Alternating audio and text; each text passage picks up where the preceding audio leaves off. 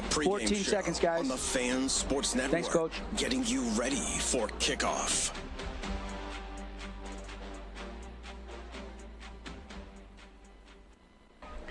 Well, greetings and salutations from Dixie High School. You're in Flyer territory, home of the Flyers, as we get ready for early preseason football week 2 in the great state of Utah.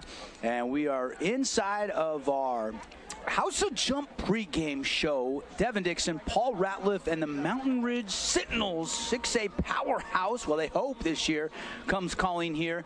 And it was a good win in week 1 for Mountain Ridge.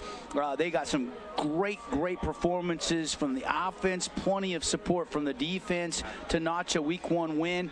Not the case for the Dixie Flyers. They went up against Springville and they got taken to the woodshed a little bit, but they're looking to bounce back. And Paul, this should be one of the more entertaining games, we think, across the state. Is anytime you're playing up a couple classifications, though, you never know. Rainy conditions all the way through pregame, but the rain has just stopped as of about 15 minutes ago.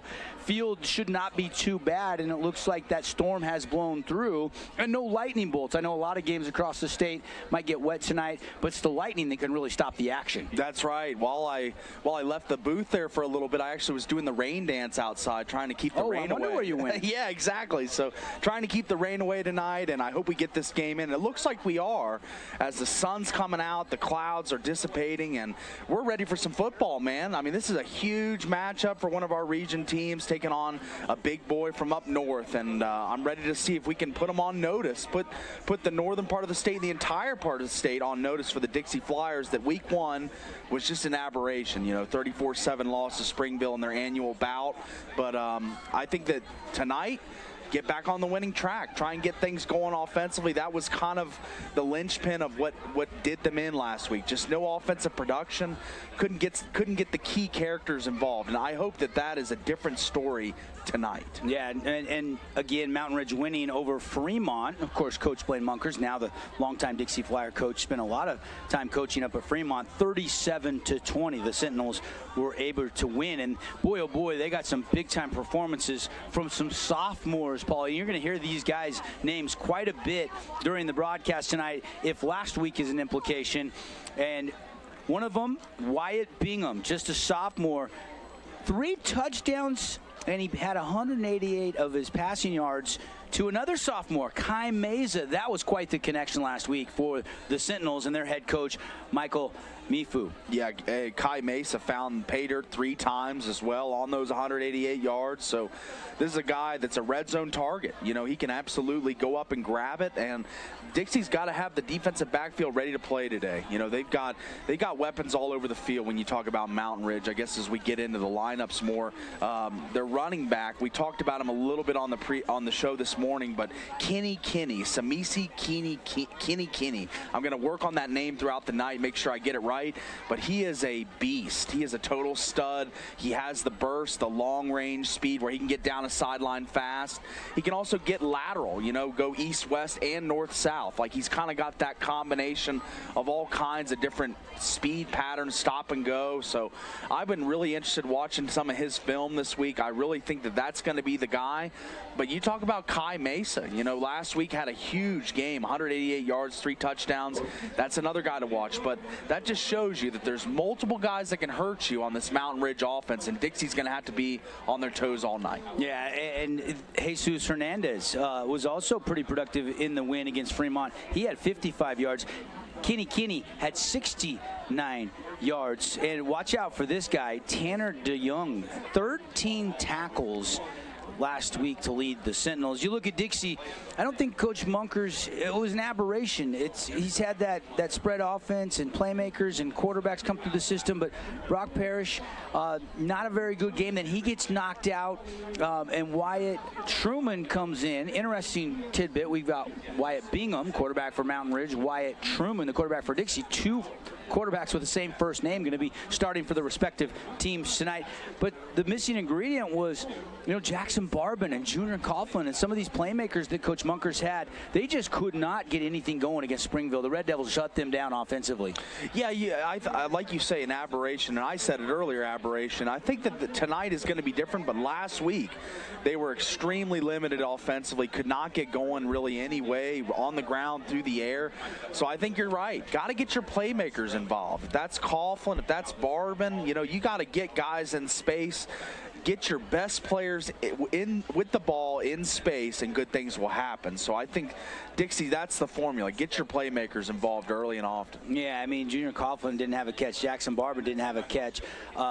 Bennett had a catch in 12 yards. And he did have the 75-yard special teams touchdown, and that was the only touchdown the Flyers could get against Springville. A really good football team. Coach Munkers told us in the media day a couple weeks ago before the season started, this is a really tough preseason schedule for the Flyers, but it really helps you get battle tested by the start of region play. They did have a couple guys get nicked up, though. No Brock Parrish tonight, so their quarterback that started last week won't go. And Anthony Crichton also nicked up and will not go. Although Coach Munkers did tell us if it were the playoffs, it might be different. But it's preseason. Want to get those guys really healthy going into the meat of regions. And that schedule starts in just 2 weeks from tonight. I mean, one more preseason game next week, and then we're right into region play for most of our teams in the state of Utah. Yeah, another guy nicked up, and he's going to be featured a little later on in the pregame. Kimo Lapati, 6'6", 330 senior. He practiced this week, missed 2 days of practice, was talking to the O-line coach for Dixie, Will Liebert. He said he might not start today, but he's going to get some time. They're going to reevaluate after the first couple series. That's another injury to watch for the Flyers. Big 6'6", 330 Kimo Lapati. Big force on the offensive line. Hope he can get out there tonight and stay healthy. Of course, Flyers led by Dombrowski. Jacob Dombrowski had a great junior season last year. A heart and soul of that linebacking core. See what kind of performance he can have tonight. They're going to need him to be great defensively to slow down the Sentinels. And then you got guys like Colo Lynn.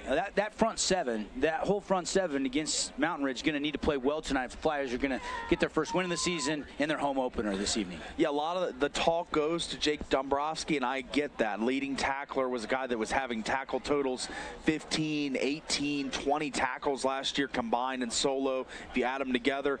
But Andrew Warden, the defensive tackle, he's the guy that's eating the space for those guys behind him. He's the 1-3 tech that blows up the holes, occupies 2 blocks.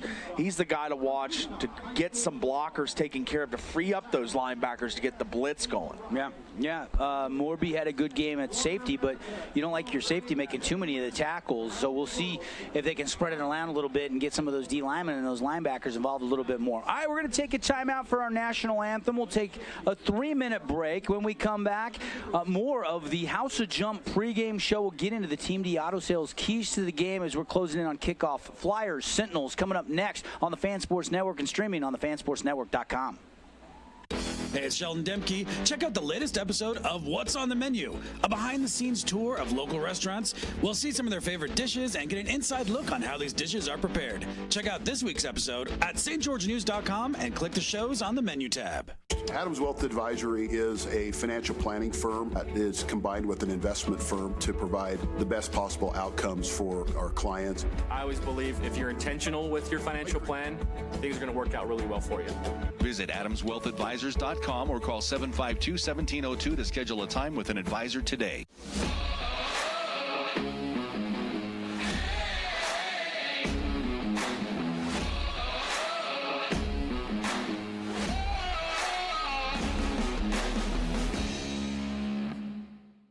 Check out this week's edition of TGIF on stgeorgenews.com. TGIF is your weekend adventure guide to all the fun and exciting things going on in southern Utah this weekend. Find this week's edition at stgeorgenews.com and click the shows on the menu tab. Have a blast this weekend. This cheesesteak is so freshly grilled, you can still hear it sizzling. I can hear it too. Me too. Actually, it's the Cheesesteak? grill. Grilled right in front of you. It's a Jersey Mike's thing. First Ace Hardware is conveniently located in St. George on the corner of Bluff Street and St. George Boulevard with 30,000 square feet of lawn and garden, paint, tools, fabrics, sporting goods, and the most complete nut and bolt section in town. First General Store, the Big Ace store on Bluff and on Main in Cedar City.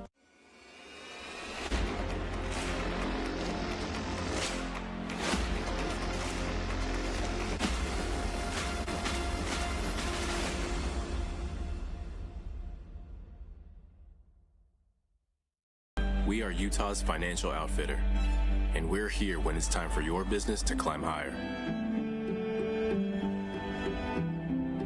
Cache Valley Bank, mountains await. Member FDIC, equal housing lender. Region 10 Sports is brought to you by Nets on Fire, the premier training and event facility in Southern Utah. High-level individual and group training catered to your athlete, plus the best camps, clinics, tournaments, and showcases in the West. Visit netsonfire.org. As a local business owner, it's important to get the word out about your business. More people equals more revenue for you. Get your business in front of over 160,000 people in Southern Utah each week with St. George News. Contact St. George News today. We love giving back to our community, and over the years, we have provided vehicles for families in need, supported local charities, and helped train our first responders. Dealer Collision, your place for collision repair. All right, here you go. It's time for Region 9 action in tonight's Boulevard home game of the week on the Fan Sports Network. Well, a great rendition of our national anthem, the junior ROTC and the color guard out on the field. The sun is out in what has been an overcast, rainy afternoon, but the sun is out. Captains are going to make their way out to midfield as we close in on kickoff, as we've got a good one tonight, the Flyers and the Sentinels. Sounds like a little bit of a delay out in Hurricane. Lightning struck during the pregame show. So they're going to be about maybe 15 minutes away from starting that game. That one's streaming on the fansportsnetwork.com, and so is Desert Hills at Lehigh. The other game, along with this one, that you can watch tonight, 3 wide on the Fan Sports Network and KSLSports.com. Glad you're with us here. Devin Dixon, Paul Ratliff, the rest of our crew, as you see the captains make their way out to midfield. Let's meet the officials for tonight. Here is your crew. Referee is Joe B. Wright. Umpire Paul Bitteman. Line judge is Mike Criswell. The back judge is Gene Blair, and the head linesman is Tim Welch. So that is your officiating crew. Great crew for tonight's game here as we get into our Team D Auto Sales keys to the game. 488 East St. George Boulevard. Great used selection of SU used cars, trucks, great prices. You deal directly with the guys, Parker and Jason, at Team D Auto Sales. And Paulie, let's start with the Flyers. The home team tonight trying to bounce back after that loss to Springville. What are some of the Team D Auto Sales keys to the game for the Flyers? It's got to be stop Kenny. That's got to be the #1 goal tonight, contain the run. He's going to be a guy that can get outside and make you regret him getting outside fast. So you got to keep him contained, keep him in the box. Don't let him get outside, because this guy is an extremely dangerous runner in the open field. So they got to have their eyes on him all night long, and I think that's the #1 key. The second key for Dixie tonight is get Jackson Barbin involved.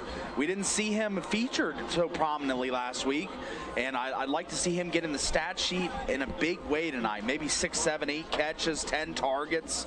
Try to get him the ball in a bad way. And don't give Wyatt Bingham, the quarterback, too much time to find his top target, Kai Mesa. The two hooked up for 3 touchdowns and 188 yards receiving last week. That's got to be kept in check for the Flyers. The coin toss was won by the Flyers. They have deferred to the second half. So we will see this dynamic offense that put up 37 points last week against Fremont on the field first. And the Flyers will kick off and put their defense out there. Dan Odette is the defensive coordinator. Of course, Coach Blaine Munkers, I call him a legend because he has been doing this a long, long time at a high level. A bunch of state championships under his resume, and a huge coaching tree. And a huge coaching tree across the state, but really specifically in Region 9. You look at Wayne Olofopo and Andy Stokes over there at Crimson. Of course, Coach Stokes was at Tempview. Coach Rick Berry was his defensive coordinator for a couple different stints. They won a state championship together here at Dixie High. He just took the D coordinator position after winning a state championship with Desert Hills last year out at Southern Virginia. But the coaching tree is getting so large for Coach Munkers, one of the true, genuine good guys in the coaching profession. And we'll see if he can get this offense on track. We won't see the offense right away, but you know, it's interesting because this Flyer team the last couple years seems to get stronger and stronger as the season progresses. But the last couple of years, Coach Munkers has been snake bitten by injuries, and little bit tonight, but not catastrophic. Brock Parrish, their quarterback that started last week, out tonight. You can see number 6 down on the sideline. He doesn't have his shoulder pads or helmet on. I'm assuming kind of a concussion protocol situation, so he won't go tonight.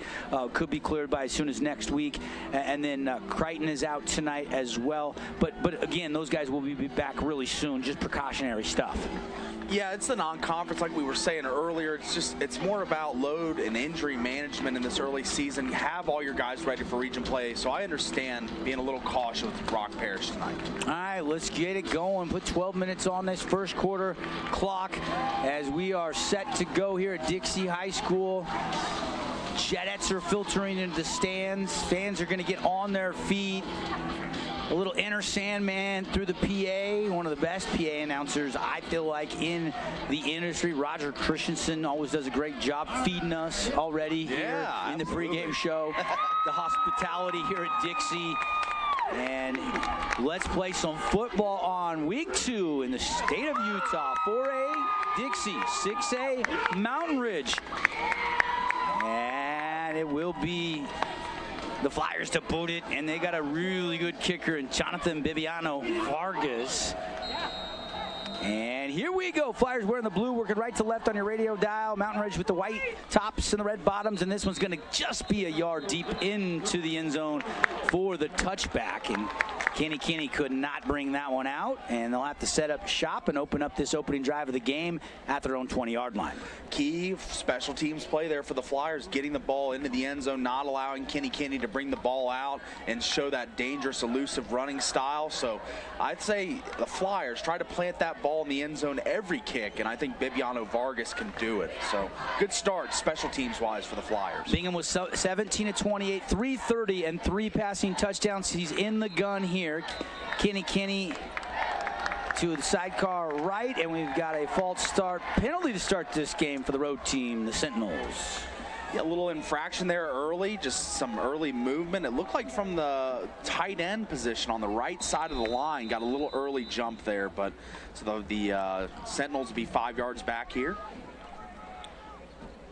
Bingham, the sophomore quarterback, ready to go. It's a run to Kenny. Kenny gets outside the tackle, works his way down to the sideline. He can take it out across the 25-yard line. And a nice piece of running. Got about 10 on the play to set up 2nd down and 5. So they made up for that 5-yard penalty pretty quick. Yeah, he ran a country mile getting outside there to try and create space for that run and got to the sideline, got about 8 on the play. So what a run to start for Kenny, as we talked about him all pregame. They go fast in this no-huddle offense. Bingham ready to throw. Wyatt Bingham sets, taking a shot down the middle. It's short, and it could be intercepted, and it's incomplete. That one hung up in the air, maybe slipped out of Bingham's hand a little bit, but falls helplessly to the turf. Yeah, Bingham rolled right, had a clean pocket, set his feet, let it fly, and had a man out there. You know, you figured that might have been a potential for a chunk play for the Sentinels, but incomplete as it was broken up by the very, very active defensive secondary for the Flyers. Morby, the free safety, was underneath it, but yeah, Junior Coughlin going back on it. Now they'll run it to Kenny off left tackle. Somebody got in the backfield and a shoestring tackle. I think it was Colo Lynn, number 7 for the Flyers, and that's going to bring a 4th down situation. And here comes the punt unit for the Sentinels. What better medicine for a struggling offense than a 3-and-out on defense for the Flyers? What a great start defensively. You talk about Lynn ranging sideline to sideline to make that tackle on Kenny, and they get the 3-and-out, and they're going to get the ball back to Wyatt Truman in the offense. Here's the punt. Left-footed kicker, a little pressure, but he gets it away. Low line driver, and Coughlin comes up and takes it on a dead run and just takes a shot. A good tackle downfield because Coughlin had a good head of steam. And number 32, Cannon Montgomery, there on special teams to make the stop. But still, pretty good field position at 37, almost the 38-yard line for junior quarterback Wyatt Truman. First career start for the Flyers here tonight. Yeah, the battle of Wyatt's at quarterback tonight. Wyatt Truman on the Dixie side, Wyatt Bingham on the Mountain Ridge side. So we get our first sample of Truman, and let's see what he can do. You know, after Brock Parrish had to start week 1, let's see what Truman's got. 10:41 on the first quarter clock. Brought to you by our friends at Luke Udy, American Family Insurance. We got a flag on the opening play for the Flyers, too. Now, this wasn't a false start. They let the play go, so it could be maybe coming back via the hold. Is only a couple-yard pickup off the right side, and we await the word from our officiating crew here tonight. That's something that the Flyers can't have if this does end up being holding, which it's in the general vicinity of where the ball normally is holding, and it is. So the Flyers cannot shoot themselves in the foot and have negative starting drives with behind the sticks. So that's kind of a tough blow, as that limits the playbook on first and long now for the Flyers. So the Flyers back up. And now they'll have to try to overcome the early penalty. And here comes Truman. It's going to be a swing pass, caught on the outside, and a quick tackle made as Lucio Bennett, the speedster, made the catch, taken down right at the 30. Yeah, Lucio Bennett, he had the little, not really much of an alley, as the Sentinels sniffed out that screen pass pretty quickly, and we're on the scene, multiple tacklers ready to corral Bennett. So bringing up a second down and long again for the Flyers here. Kind of a precarious position on the field as well. But the good news is Wyatt Truman does complete his first pass attempt as a varsity player. Last week, he did come in the fourth quarter, but he went 0 for 5, did not complete a pass. Swing pass the other way, caught, and turned upfield, and a nice little run there for Rand Sawyer. And going to get back to the original line of scrimmage almost. And it'll be third and long, third and about 11. Pretty much the identical play to the flip side of the field. It just looked as if they called an audible, did it the other way, and a little more successful that time. Brings up a third and about 11 for the Flyers.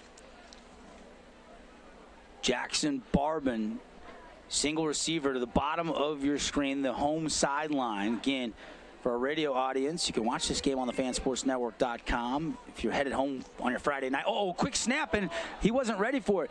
Wyatt Truman was calling out the play and trying to move some people around, and the snap came, and Truman does get back on it, but they'll lose the down, and now the punt unit on for the Flyers. So both teams can't get a first down to start this game, and they'll trade punts to open it up. Yeah, very uncharacteristic of Casey Fatoa, the center there, sends one over the head of Truman, and he was talked in the pregame to O-line coach Will Liebert, said he's their most consistent offensive lineman, and just kind of uncharacteristic snap there from him, and that'll bring up fourth down. And here comes the kick from Vargas. Jonathan Bibiano Vargas is going to angle it away from Keeney, and it's going to go out of bounds, take a flyer, bounce down about the 27, and Mountain Ridge will have the ball back. 8:23 left here on the first quarter clock, and neither team able to get a Red Rock Real Estate first down yet on their opening possession. Devin Dixon, Paul Ratliff with you in the broadcast booth. Spencer Rodak back in the Fan Sports Network studios. Cannon Sechrist, our video producer tonight here at Dixie High School. And here is Bingham. Shovel pass complete to the tight end. And he's got a little bit of a gain, and it's going to be enough, I believe, for 10 yards. Yeah, they'll give him a first down. Nice little blocking up front there. Number 82, Braden Anderson. And the tackle by Daylor Eakins, who I was talking during the week to the coaches at Dixie. He's kind of that hybrid safety linebacker role, kind of roves towards the box, can drop into the backfield. He was in on the tackle. You'll hear his name a lot tonight. Now they'll throw. Wyatt Bingham completes it on a little comeback out route, and quick tackle made by junior Coughlin. And it'll be out to the 45-yard line and a pickup of 7. Second down and 3. And now you're seeing Wyatt Bingham getting a little bit of rhythm. Getting a little in the groove now, and the full playbook on display for the Sentinels as they're having short, manageable down and distance for these conversions as we got second and about 4 here. Twins And now they'll go power packers with double tights and make it a 4-receiver set, but they're going to run a power play to Kenny. Kenny's got a little burst off the right side. Nice little cutback. Kenny going to go 40, 30. One man to beat to the 20. Going to cut back at the 15. Kenny's going to be at the 5, and he is going to go into the end zone for the touchdown. That is a 55-yard touchdown run by Kenny. And we talked about it, just the ability, the lightning strike, thunderstruck ability of Kenny to get down the field. And we saw it. You see, as he was weaving through the defense, as we see on the Holbrook asphalt replay here, and you just look at it. It's a wildcat snap, off-tackle run, and it just becomes way more than that. As he breaks the tackle there, gets to the sideline and sees one defender that has his crosshairs on him, and then he just stops on a dime and cuts inside for the easy touchdown for Mountain Ridge to take the 6-0 lead here with the point after attempt pending, take a 7-0 lead early on against Dixie. So here comes the extra point, brought to you by Finley Subaru. And it's up, and it is good. We'll take a quick timeout back after a 45-second break as the Sentinels have the lead on the Wilkinson scoreboard over Dixie 7-0 on the Fan Sports Network.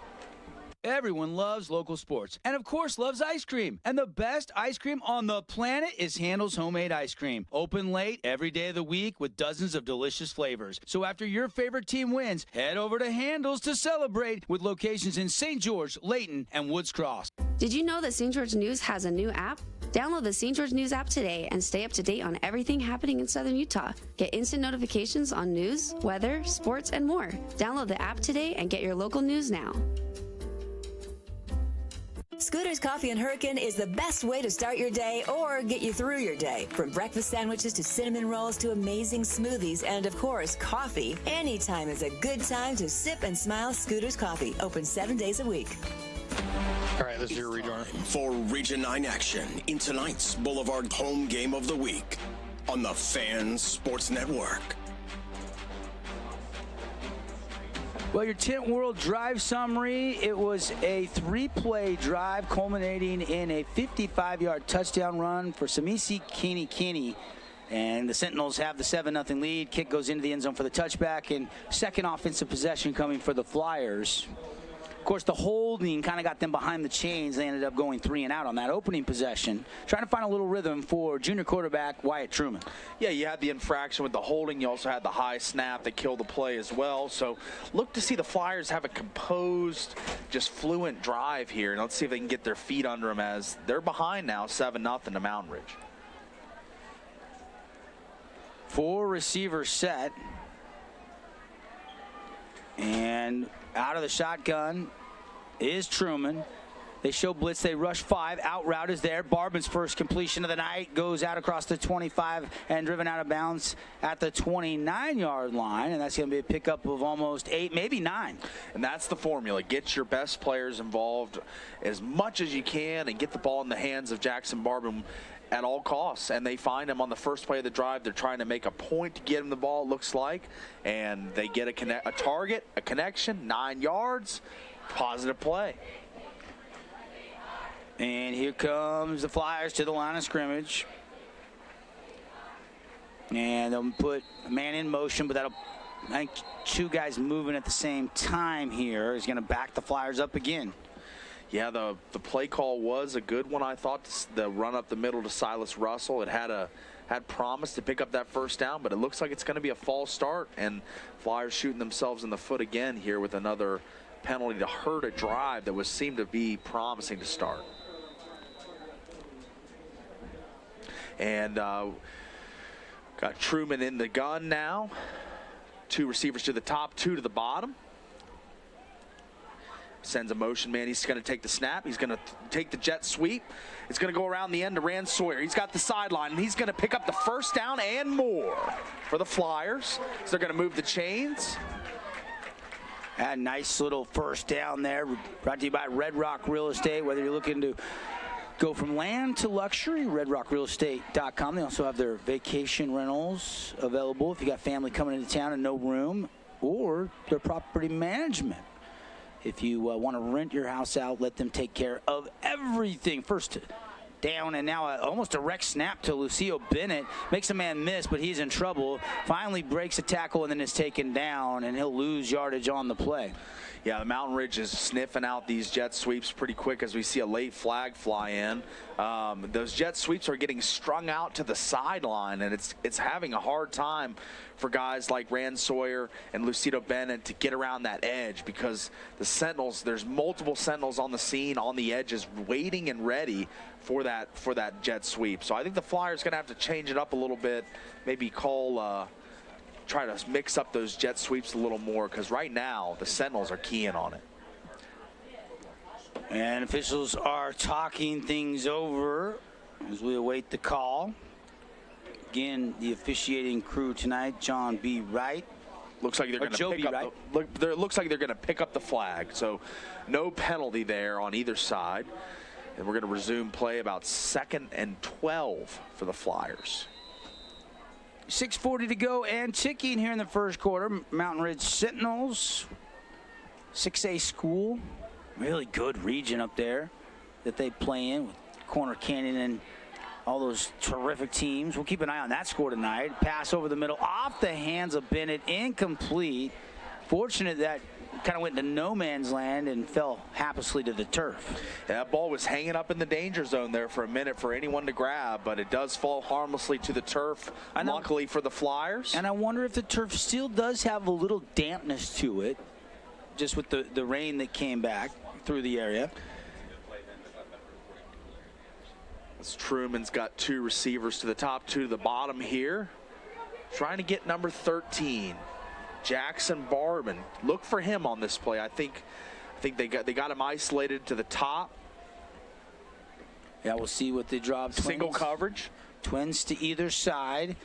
Truman going to straight drop, look to throw, taking a shot down the middle, and it is going to be over the head of his intended receiver, Sawyer, and he wanted a penalty, he didn't get it. Yeah, a little contact out there. I don't know if it garners enough to get the flag, but it was a great route. A little better ball there, and that might have been a completion, but it was a tight coverage there from the Sentinels as they were running stride for stride with both Dixie receivers in the area. And that's going to bring up 4th down and another Dixie punt as Kenny back to receive the kick after his 55-yard touchdown scamper. Dixie got to try and hem him in, not let him get outside. As the punt is up and away. Returnable here by Kenny. And what a cut. Yeah, he's got some room to the left side of the 30-35. He's going to be out there across midfield, weaving his way, tracked down from the backside, slips that man, gets a couple extra yards into Flyer territory, down to about the 39-yard line. Kenny, boy, he's elusive. He is a bad man as he finds that sideline again, as we see on the Holbrook Asphalt replay here, as he's just going to field this punt, and it looks as if there's a couple Flyers on the scene early, and he makes a one-step cut and gets that foot in the ground and gets east-west, and then he gets vertical, north-south, as we were talking about in the pregame, as Keeney is just finding his way, yards, accumulating them like Pac-Man, just flying down the field. So that's got to be something the Flyers have got to try and get a little bit of a handle on here, as he is elusive, he is dangerous, and he's shown that early. Kenny already a 55-yard touchdown run. Our stats brought to you by Adams Wealth Advisors, but this one was coming back, so they'll negate that big return by Kenny. Illegal block in the back, and they're going to spot it all the way back at the 20. So that happened early on in that return. Massive turn of events there for the Flyers. They went from having to defend in their own territory to having the Sentinels backed up deep at about the 20-yard line in their own zone here. So let's see if they can play some good tight D here. As the snap's back, looking, and he's on the roll, and he's got a man, and it's going to be caught. Great sticky hands there. Number 16 for the Sentinels coming up with that catch. Had to reach back, and that is Kai Meza, who had 188 yards receiving last week. 3, not 1, not 2, yes, 3 receiving touchdowns. Top 5 guys in the state after week 1.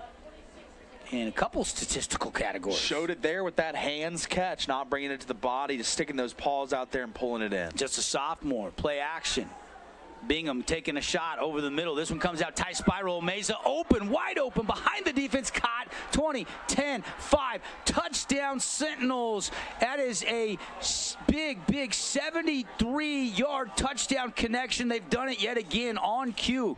He gets the catch underneath, and then boom, behind the defense for the huge back-breaking play. And Wyatt Bingham just winds up and lets it fly here, as we see on the Holbrook Asphalt replay.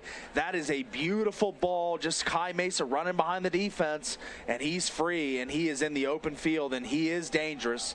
And everyone was chasing him, but no one's going to catch him, as the Sentinels take a 13-0 lead here at Dixie, as the point after is up. And it is good.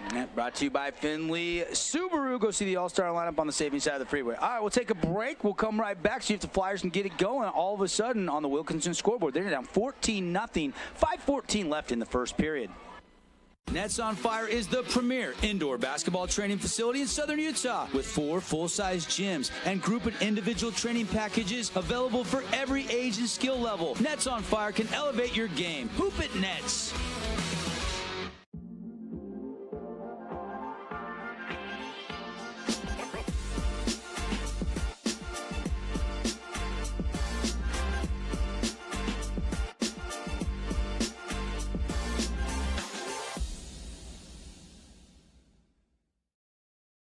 For detail services like shampoos or waxes. Don't forget, all right, it's coming back right. 10 cents off per gallon of gas at Fabulous Freddy's. Now. It's time for Region 9 action in tonight's Boulevard home game of the week on the Fan Sports Network. Welcome back to Dixie High School. Devin Dixon, Paul Ratliff bringing you the action. Kick goes into the end zone for the touchback. And again, the Flyers trying to find a little spark on offense, and all of a sudden down 14-0. And that happened oh so quick. Still a little over 5 minutes left here in the first quarter. It happened fast, but no need to get rattled for the Flyers. Coach Monkers, he can still get into the running game. They got a road-grading offensive line with 3 starters back from last year. So let's see if they can get the ground game going a little bit, start trying to push their physical aggression and power on the Mountain Ridge Sentinels, because right now, Mountain Ridge is winning the battle up front in the trenches. So I'd like to see Dixie try and get dug in there and get some road-grading pancakes. Here we go with the play that's going to get out to Lucille Bennett. He can take it out across the 25 to the 26-yard line. And it'll be a 5-yard pickup on first down.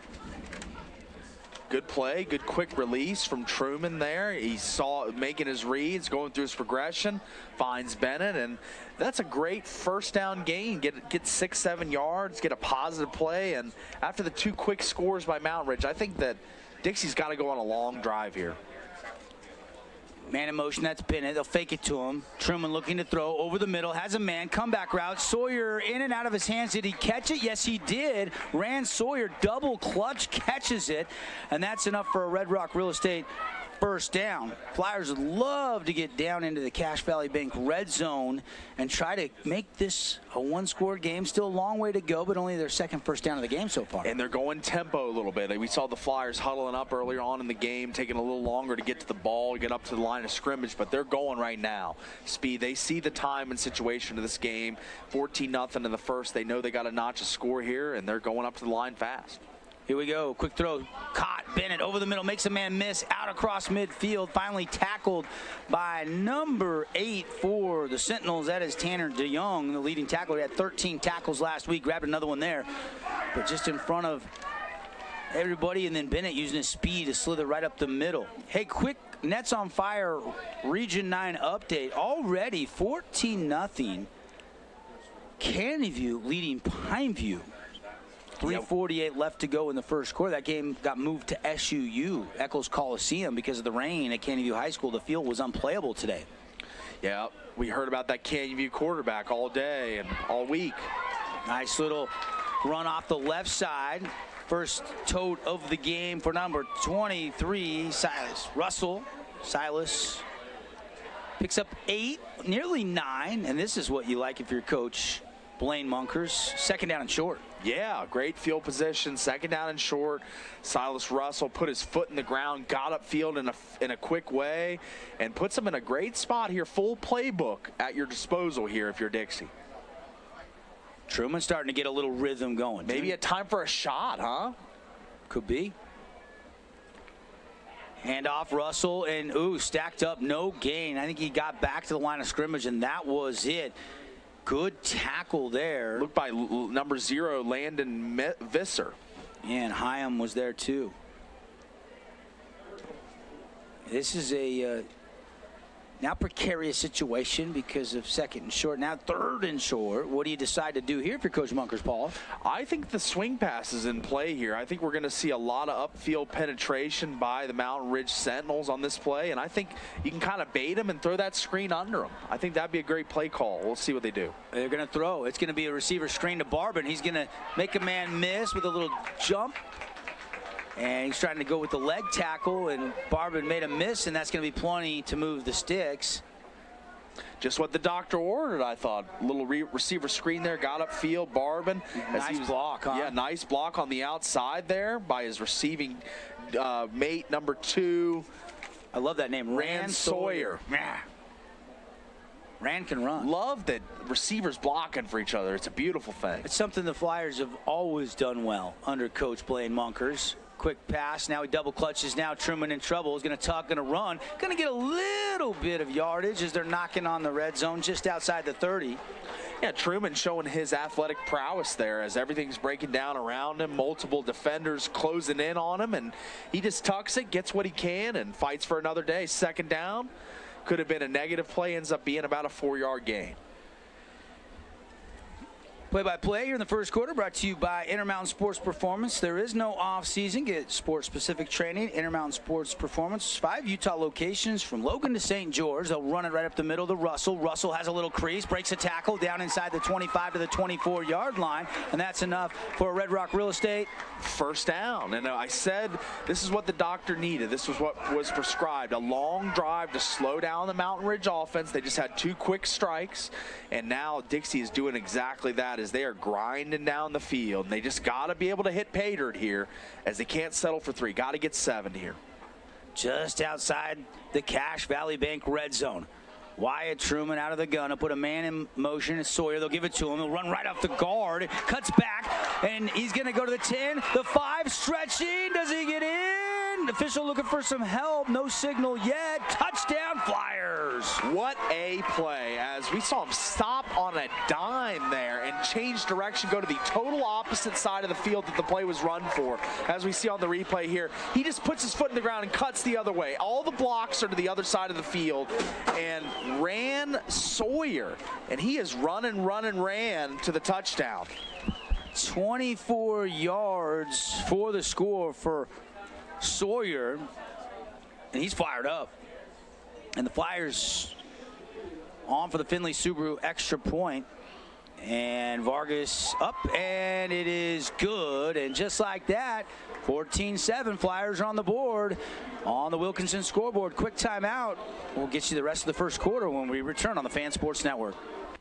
Own property and want to rent it? Then you need the right team with 11 years of local experience, a staff of over 25 employees, and a 4.9 Google rating. Aim to maximize your rental income and find quality tenants while keeping turnover low to increase your revenue and truly maintain your property. Learn more at redrockpropertymanagement.com. Relatives coming to visit? Not enough room? Or maybe you're looking to host a family reunion and need a house with a pool? Well, Red Rock Vacation Rentals has got you covered. From 2-bedroom condos to 10-bedroom luxury homes, they truly have something for everyone. Plan your perfect getaway or staycation. Visit St. George, Utah Vacation Rentals.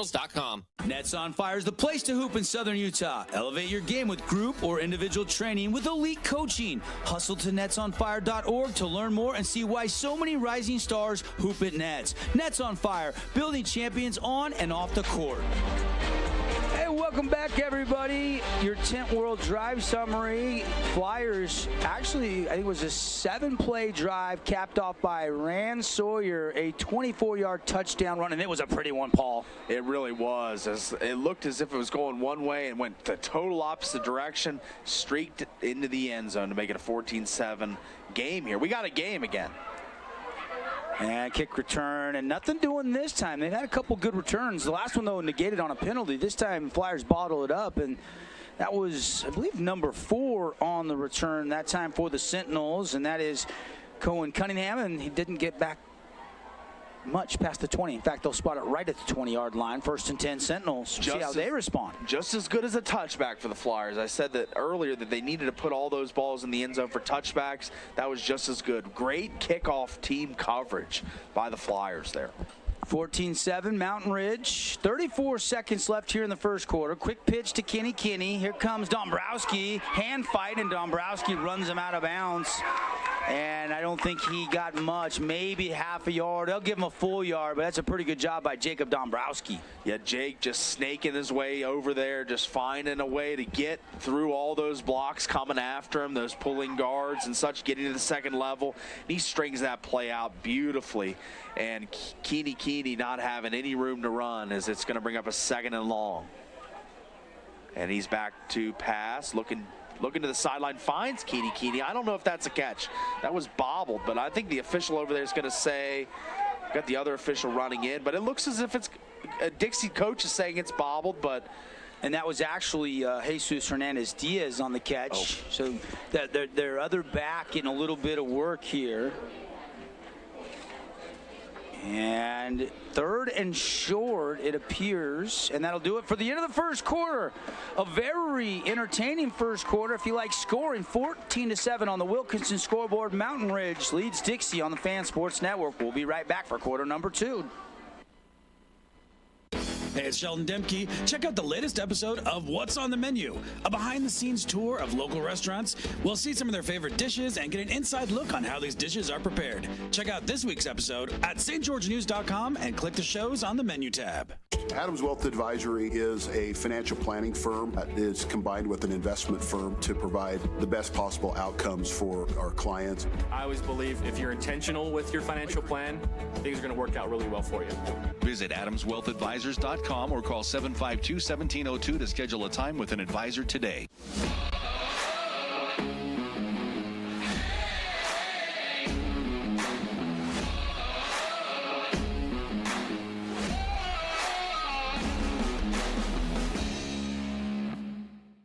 Check out this week's edition of TGIF on stgeorgenews.com. TGIF is your weekend adventure guide to all the fun and exciting things going on in Southern Utah this weekend. Find this week's edition at stgeorgenews.com and click the shows on the menu tab. Have a blast this weekend. This cheesesteak is so freshly grilled, you could still hear it sizzling. Kickoff return by Kenny, and another good return for the Sentinels as they get drive number 4. They've scored on 2 drives of the 3 tonight, just 1 punt. Of course, they won in the opener last week, 37-20 over Fremont. Dixie fell 34-7 to Springville. Michael Mifu, the head coach of the Sentinels. What's he going to drop here? He's actually, for the first time in his coaching career, and he spent time all over the place, including the college level. We were chatting with him pregame. Not an offense or defensive coordinator. He's got coaches calling the plays on both sides of the ball for the first time this season. Rolling out, throwing on the run, got a man behind the defense, but he led him too far. Intended receiver number 88 for the Sentinels, and that is Glasker. Legend Glasker. I like that name. What a name. Yeah. All-name team automatically, as he was behind the defense on the sideline there, but the Flyers rallied, and the ball was overthrown, but I think he would have been tackled shortly after, even if he made the catch. But they're trying to take some shots as that rollout play has been pretty prevalent in the offense early on for the Sentinels. 2nd down and 10. And they'll run it to Kenny. No, excuse me, that is Hernandez-Diaz. And Jesus Hernandez-Diaz is going to take it for a Sentinel first down, brought to you by Red Rock Real Estate. Yeah, kind of a change of pace back a little bit, of more of a bruiser, a little bigger back. Jesus Hernandez-Diaz is the senior, kind of a big-bodied bruiser getting down between the tackles as he picks up another first down for the Sentinels. Kind of wondering about Kenny a little bit, because we haven't seen him the last couple plays and even on that kickoff return. So something to watch, and we'll keep an eye on going forward. Bingham back to pass, looking, and he's got a man. It's 88 on the sideline, and he's moving down the sideline, matriculating his way, and he's got about 7, and that's going to be Legend Glasker again as he makes another catch and on his second target, hauls in his first reception of the game, as he gets about 7 there. Yeah, Legend. Love that name. Yeah, great. Paul, if you ever have kids, will you consider naming your son Legend? I don't know. I mean, I think it's a long shot to name your kid Legend, but I think Legend is a great name if you can live up to it. And Glasgow making his mark on this game, trying to be a legend in this one. Love that name. 2nd down and 4 for the Sentinels into Flyer territory. They lead 14-7 right up the middle. And Jesus Hernandez-Diaz, the senior running back, has got another first down. Hey, as always, looking for over 25 points. If we get it, Holbrook Asphalt. Big Score Dessert will be on at the St. George Yogurtland for all our local viewers or radio audience. You can head over there, ask for the Big Score Dessert. Oh, count on the Flyers tonight, because only 2 teams in Region 9 are at home tonight, and that is Hurricane and Dixie. So Flyer fans, after the game, if we get over 25 points, you win the St. George Yogurtland. 5 ounces free frozen yogurt for everybody. Great deal. Great deal. I've taken advantage of it numerous times as we see another. You haven't missed a meal in a month of Sundays. That's right. Absolutely not. Never miss a meal. And especially a Yogurtland dessert. No, I like the plain tart, and I like to put some strawberries on it with a little bit of, peanut butter cups. Yeah, that sounds great. Gummy bears are in my rotation. 2nd down and 9. After that short run, up top, pass into the end zone. Legend Glasgow incomplete. They were trying to target him on the edge on a straight streak route, and good coverage there by Carter Valin. Van Lynn right here as he's running stride for stride. Gets his head around. And has the head around. We see that in college. A lot of guys face guard, just look at the receiver. But that is not the tactic that he used there. He got the head around and made a play on the ball. Great play. 3rd and 9 for the Sentinels. Knock it on the Cache Valley Bank red zone if they can convert this one. Got to get it down to about the 22-yard line for a first down. As always, looking for our Appliance Wholesalers Plus Playmaker play of the game. We've seen some big ones, including a Jason Baum long bomb by the Sentinels on a 77-yard touchdown. Now a tuck and run, and Bingham's going to cut back, and he's going to dive down into the Cache Valley Bank red zone near the 19-yard line, and plenty good on that scramble for the first down. Yeah, just that cut. We've seen a couple cuts here from the running backs, receivers, now the quarterback of Mountain Ridge as he makes a play in the open field that you'll remember for a little bit here as he put his foot in the ground and got going one way, and the defender for Dixie went the total opposite way as they pick up the first down on 3rd and long. That's a tough one to take for the Flyers defense. And here is a little play action boot, and they catch the tight end over there down inside the 10-yard line. Good movement there, kind of sold that. And number 82, Braden Anderson, is going to have another first down. It'll be 1st and goal. Yeah, Braden Anderson, we've seen him at the end of the line doing a lot of blocking in the run game and kind of a road grading big man, rangy with the long arms.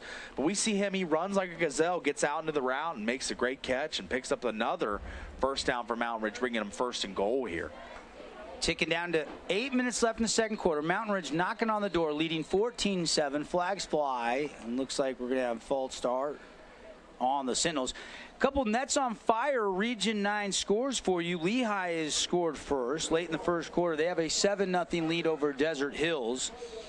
Canyon View scores on their opening 2 drives. They got a 14-0 lead over the Pineview Panthers right now. And Moapa Valley just scored, and they lead Hurricane 7-0. Appreciate Nets on Fire, building champions on and off the court. So another tough start for our region teams, but we'll see. It's a long game, 4-quarter game, so we'll see if they can hang in and get these games tightened up and maybe win a few, as we got a great one here, 14-7 Mountain Ridge. Knocking on the door, though, first and goal. And direct step to Kinney, and he is going to be taken down from the backside. Nice tackle there by number 42 for the Flyers, and that is Lapati. And a sophomore, D. Lyman, 6'2", just a sophomore. Big-bodied guy in the middle there for the Flyers as we see the pursuit of the defense of the Flyers. They are roaming to the ball. They are gang tackling, as they say. And first on the scene and bringing them down in a big way, as it'll bring up 2nd and goal here for the Sentinels. Another direct snap. Kenny going to try to break outside, makes one man miss, but can't make the next wave of Flyers. Dombrowski and others there to make the stop. Yeah, looked again like number 22, Daylor Ekins, getting in on the play. I heard a lot about him through the week. He's kind of that hybrid role, that safety linebacker, as we see him coming up, getting his nose right in it. A little guy, but plays big as he makes a big tackle there in the open field. Yeah, Daylor Ekins did get there first. Dombrowski then hit him high and finished him off. 3rd down and goal. Can the Sentinels cash in deep in the Flyers Cash Valley Bank red zone here? Crowd starting to get into it a little bit. Roll out sprint, pass to the right, complete. Tackle made immediately by Junior Coughlin at the 3, and it'll be 4th and goal. Interesting situation here for Coach Mifu for Mountain Ridge, as he's got a great spot to take a 2-score lead again, a 2-touchdown lead, but it looks as if, not sure what he's going to do here. He's been able to run that power ball a lot tonight, and they've been going in the Wildcat with Kenny, and they've been doing that the last couple plays, getting snuffed out. But let's see if they run it again, go back to the well. And it looks as if the offense is going to stay out on the field here on 4th and goal. Yeah, you're up 14-7, 3 yards. Try to pile on here. Here is Wyatt Bingham. He'll move double tights to the left side. They'll run it to Kenny. Hitting the backfield, makes a man miss. Trying to get free on the edge, and he cannot. Dombrowski there, as well as number 15, Aiden Hellis, and a huge stop. Mark that one down. That could be a Mountain Land Supply defensive play of the game, top nominee. Absolutely. As we see the pursuit from the whole defense here, is a broken tackle in the backfield, but Dombrowski stays on the ball. He holds him up and then gets help from his friends. Aiden Hellis comes in and gang tackles, finishes him off to get the change of possession here. The Flyers chance to tie this game with a drive and a touchdown. Plenty of clock here for Coach Blaine Munkers and Wyatt Truman in the offense. 5:22 left in the first half. We'll have the Rally Stop halftime show. Get you scores, stats, and reaction to this first half. Run up the middle. Russell's going to get some nice blocking by the big guys in the trenches out to the 19-yard line. Yeah, Silas Russell been running really hard for the Flyers tonight, just finding the holes that the offensive line is providing and getting upfield quickly. No left-right stuff, just north-south, and he is getting up in a quick way as he picks up about 8 there, setting the Flyers up for another real manageable 2nd and short where the whole playbook is at your disposal. I'd be calling for a shot here, as you got kind of Mountain Ridge on their heels a little bit, just stopped them on the goal-to-go situation. I'd like to see a shot. 2nd down. Got an update for you after this play. In that Canyon View, Pineview game, they'll go jet sweep, read option, and the quarterback, Truman, will keep it, and he is going to have a 5-yard pickup out across the 23 to the 24-yard line. That's a Red Rock Real Estate first down. All right, how about this? You saw him firsthand last week. Quincy Jones from Adam Moore, 58-yard touchdown, and Pineview has cut the Canyon View lead in half to 14-7. That could be a shootout up there at SUU where they're playing that game tonight. Yeah, they're going to be running fast on that turf at SUU, and I really think Quincy Jones is going to be a first-team guy that we're talking about for all-region team this year, because he had a hat trick of touchdowns last week, finding the end zone again. Here is the play. Run off the left side, breaks the tackle. Can't break the second tackle. The Sentinels linebacker, number 32, Cannon Montgomery, went low and kind of hog-tied Russell there. That defensive line for the Sentinels has been really active up front, causing a lot of panic and some chaos in the backfield for Dixie, but they're still finding ways to get yardage in the run game, and I'd like to see Jackson Barbin get a shot here, but we'll see what Coach Munkers dials up. 14-7, Flyers with the ball, trailing Mountain Ridge, 3:19 and ticking left in the first half here at Dixie High. Truman, swing pass, complete, and then hit immediately. That is a dealer collision, big hit. Who was that for the Sentinels? I think it was number 3, Paulie. Brody Robbins? Yeah, Brody Robbins was on the scene real fast as that swing pass was there, and boom! He is just right on the scene to make the tackle, and he gets a gang tackle effort as well from one of his friends on the Sentinels defense. But what a formed tackle there as it just straight up, straight down. Big hit brought to you by Dealer Collision, proud sponsor Region 9 football. From minor collisions to major accidents, Dealer Collision will repair your vehicle fast and right. Truman. 2:35 left here. 3rd and a long 8. Roll out, sprint, pass, throws, caught by Bennett, but he can't break. Well, he does break away, but couldn't get the edge there. Finally driven out of bounds. That'll be a short pickup of 3 or 4, but deep in your own territory. Still 4th and 4. Probably punt it, but Coach Munker, yeah, here comes Bibiano Vargas. Looks like the Flyers will punt the football. Yeah, smart decision here, down 14-7 in your own territory. Kick this ball away. Not the most optimal situation, as you're still giving the Sentinels 2 minutes and 14 seconds to score here with their timeout. So would have wanted to run more clock if you were the Flyers and not converting that first down. But as they do, they're going to kick it away and going to have to hold the Sentinels. They are going to take a timeout here, and we'll keep it right here.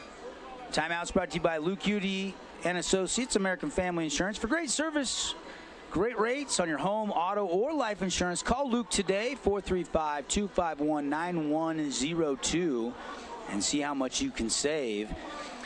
Some score updates. Moapa Valley, who Nolan Perry's Power Guide had 1.5-point favorites at Hurricane. That's the only other game around town here in southern Utah other than this one. 13-0. Moapa has the lead.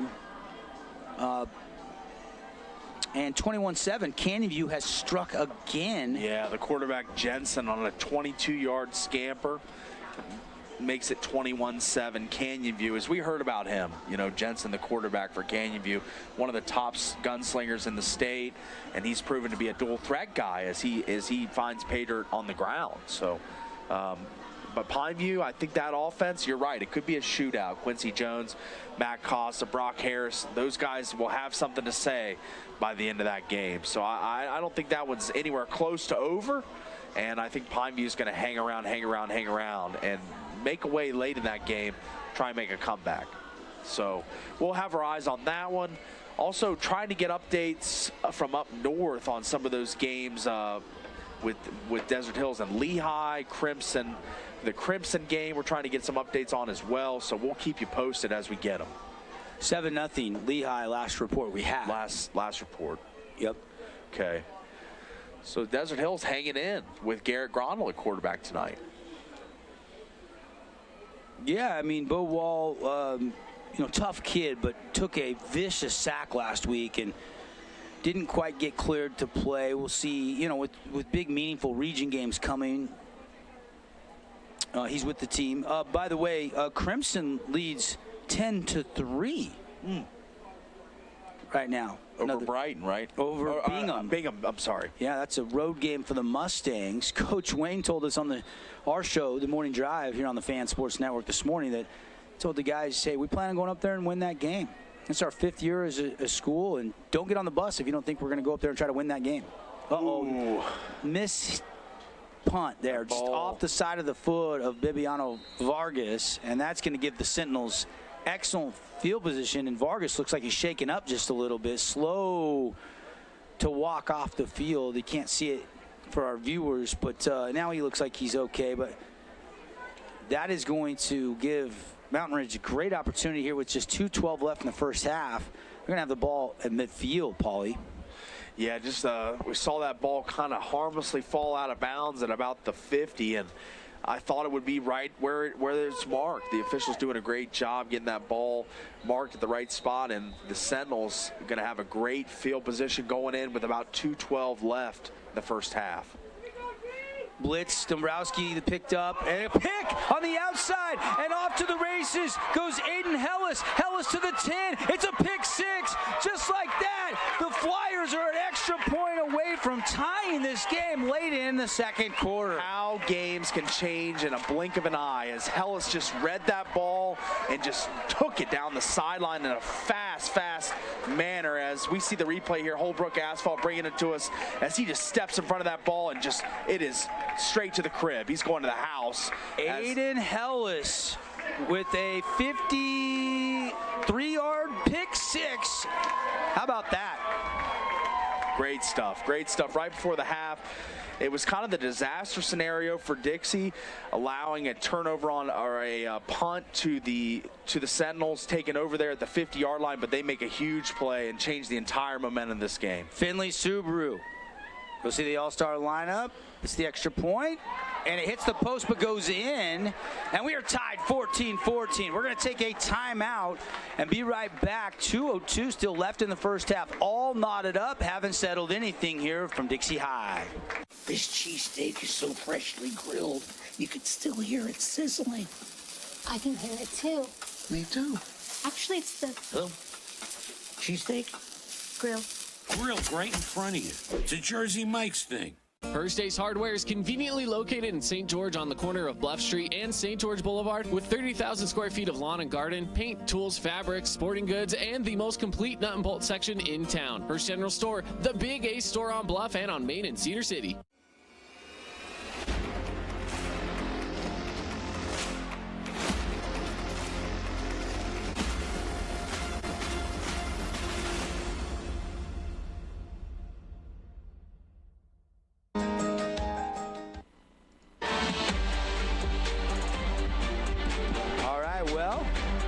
Looked like for a second there, Flyers, had the ball 20 time and then the punt. Not a great punt for Vargas, but Aiden Hellis with the pick six, the Oski, and delivers it to the barnyard for the boogie woogie. As he found a way, and he didn't even have a convoy. He took it all himself down that sideline, outraced everyone, and we got a tie game. And I took a look closer on the replay. It was more like a 58-yard return after the interception for the touchdown for Hellis. Now a great kick return. Here comes Legend Glasker. And that's a great return out across midfield by Glasker. And a flag comes in at the end of the play.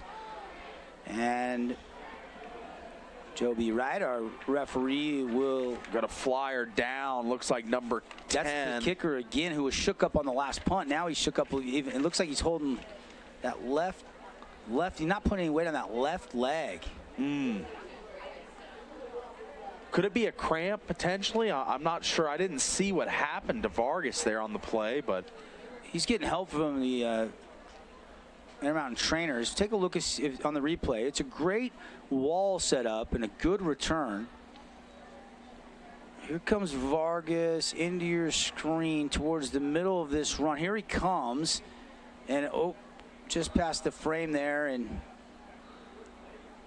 couldn't tell. Did he make the tackle? Or did he might have been in on the tackle. I'm not sure if he made it, but he was definitely in on it there, as in on the play, trying to disrupt that run.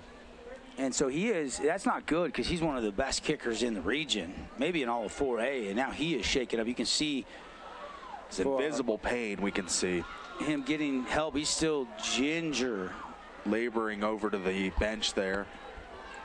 First and 10. Here comes Bingham. Pass complete into the flat. He's going to tightrope the sideline and pick up about 6 out to the 45.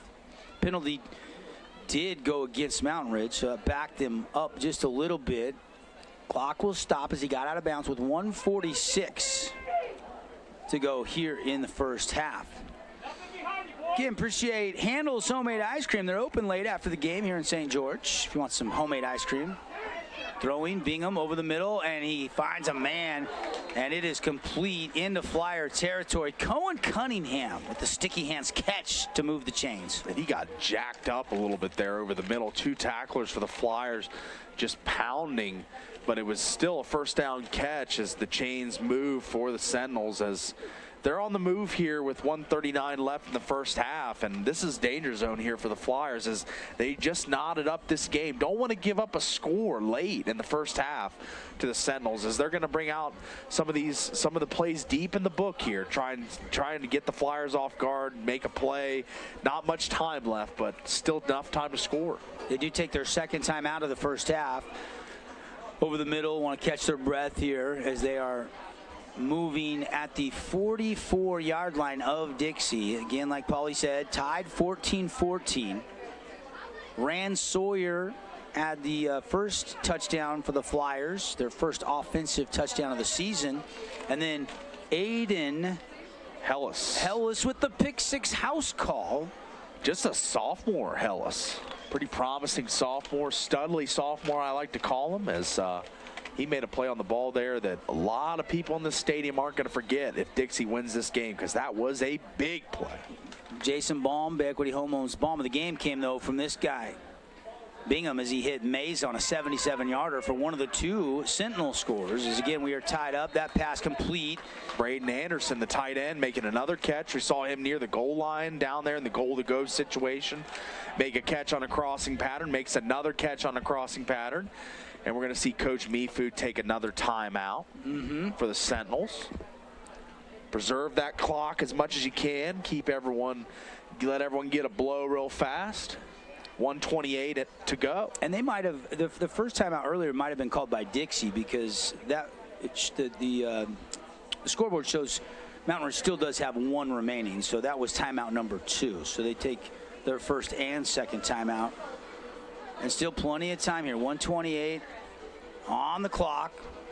Hey, as always, looking for our Hearst Ace Hardware players of the game. We'll name one for each of the respective teams in our Johnson Pediatric Dentistry post-game show. Also looking for the Jersey Mike sub of the game in tonight's broadcast. Got to be Wyatt Truman's got to be a candidate. Absolutely filling in for Brock Parrish. Wyatt Bingham, though, going up in the air, and Anderson again, the tight end, reels it in and down inside the 25 to the 23, and there is a flag down back at the line of scrimmage. And Joby Wright, our white hat tonight. Looked like Andrew Warden had his jersey all balled up there walking away from the play. So coming back, he looks as if the guy that the holding was on. And we talked about him in the pregame. He is a monster of a man as we look at him down there on the field. Just a big boy in the middle of that nose tackle position, taking on blocks, multiple blocks every play. And he drew that holding there, working hard in the trenches. Bingham has tied up Crimson Cliffs. We'll go back to the studio, get some Nets on Fire updates at halftime with Spencer Rodak. In the meantime, up top, Bingham has a man, and it's Legend Glasker, and he makes the catch. Got a foot down, maybe two, down around the 15-yard line. And we got to take a look at that one again. Woo! Holbrook Asphalt replay here. Takes a shot, but stands in there, delivers it. And Legend Glasker got 2 feet in easily there. Yeah, not the college 1 foot in. He had the pro 2 feet in there, Glasker did. As great awareness. Bingham took a shot behind the play, though. Wow, what a throw. Another Jason Baum, Equity Home Loan bomb of the game from Bingham, the quarterback for the Sentinels, going up top, and it is in and out of the receiver's hands. That's Meza. Flags fly in, and this might put the Sentinels down at the goal line here. Looks like PI against the Flyers. As we see the throw here to the corner of the end zone, and it was right in the right spot, and it looks as if it's going to be pass interference. 2 flags fly in.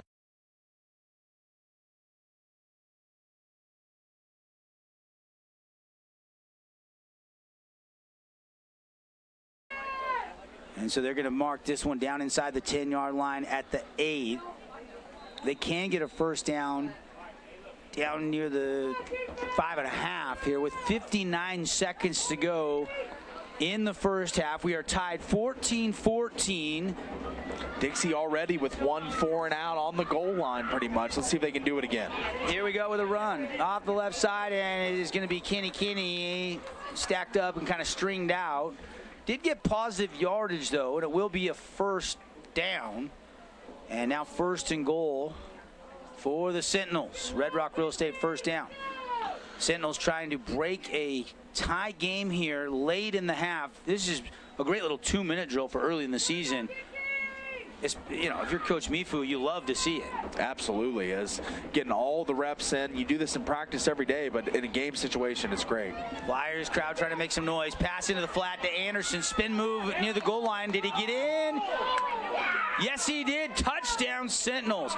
The little spin, it was hard to see exactly if he broke the plane or not. The officials right on the line said touchdown, and one more look as the Sentinels have retaken the lead. And Braden Anderson, he's been a focal point the last couple drives as he makes that great pirouette into the end zone and avoids the tackle of number Junior Coughlin, and he just couldn't make that play there in the open field. So 20-14 lead here with the extra point coming for Mountain Ridge. Yeah, and you know, if you slow that down, and they blocked the Finley Subaru extra point. And it'll be 20-14, and the Flyers will have 47 seconds of first half clock to work with. Yeah, 47 seconds. And they can get that playbook, just try and make a big play and get down the field. See if we can see who got a tip on that extra point. It looked like somebody right up the middle, one of the D tackles. It looked like right at the point of attack. Got a great push.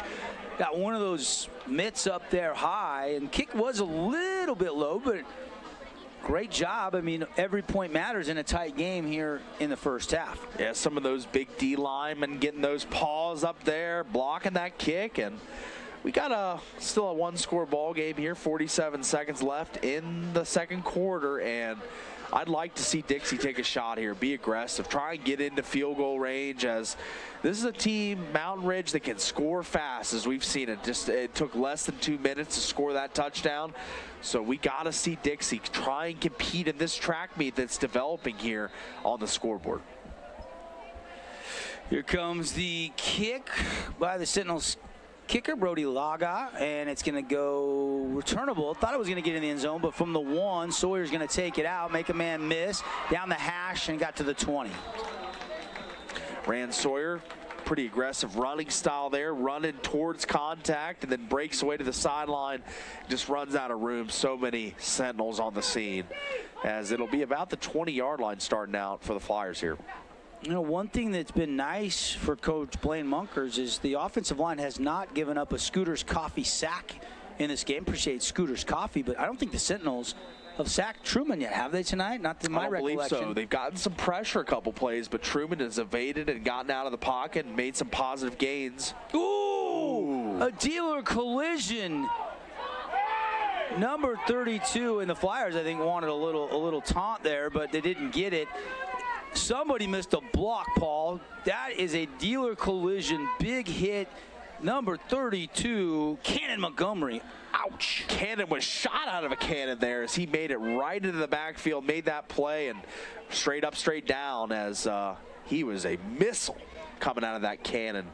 And I think Coach Munker's content to go to the locker room. 7 seconds. Don't think the Flyers are going to run a play now.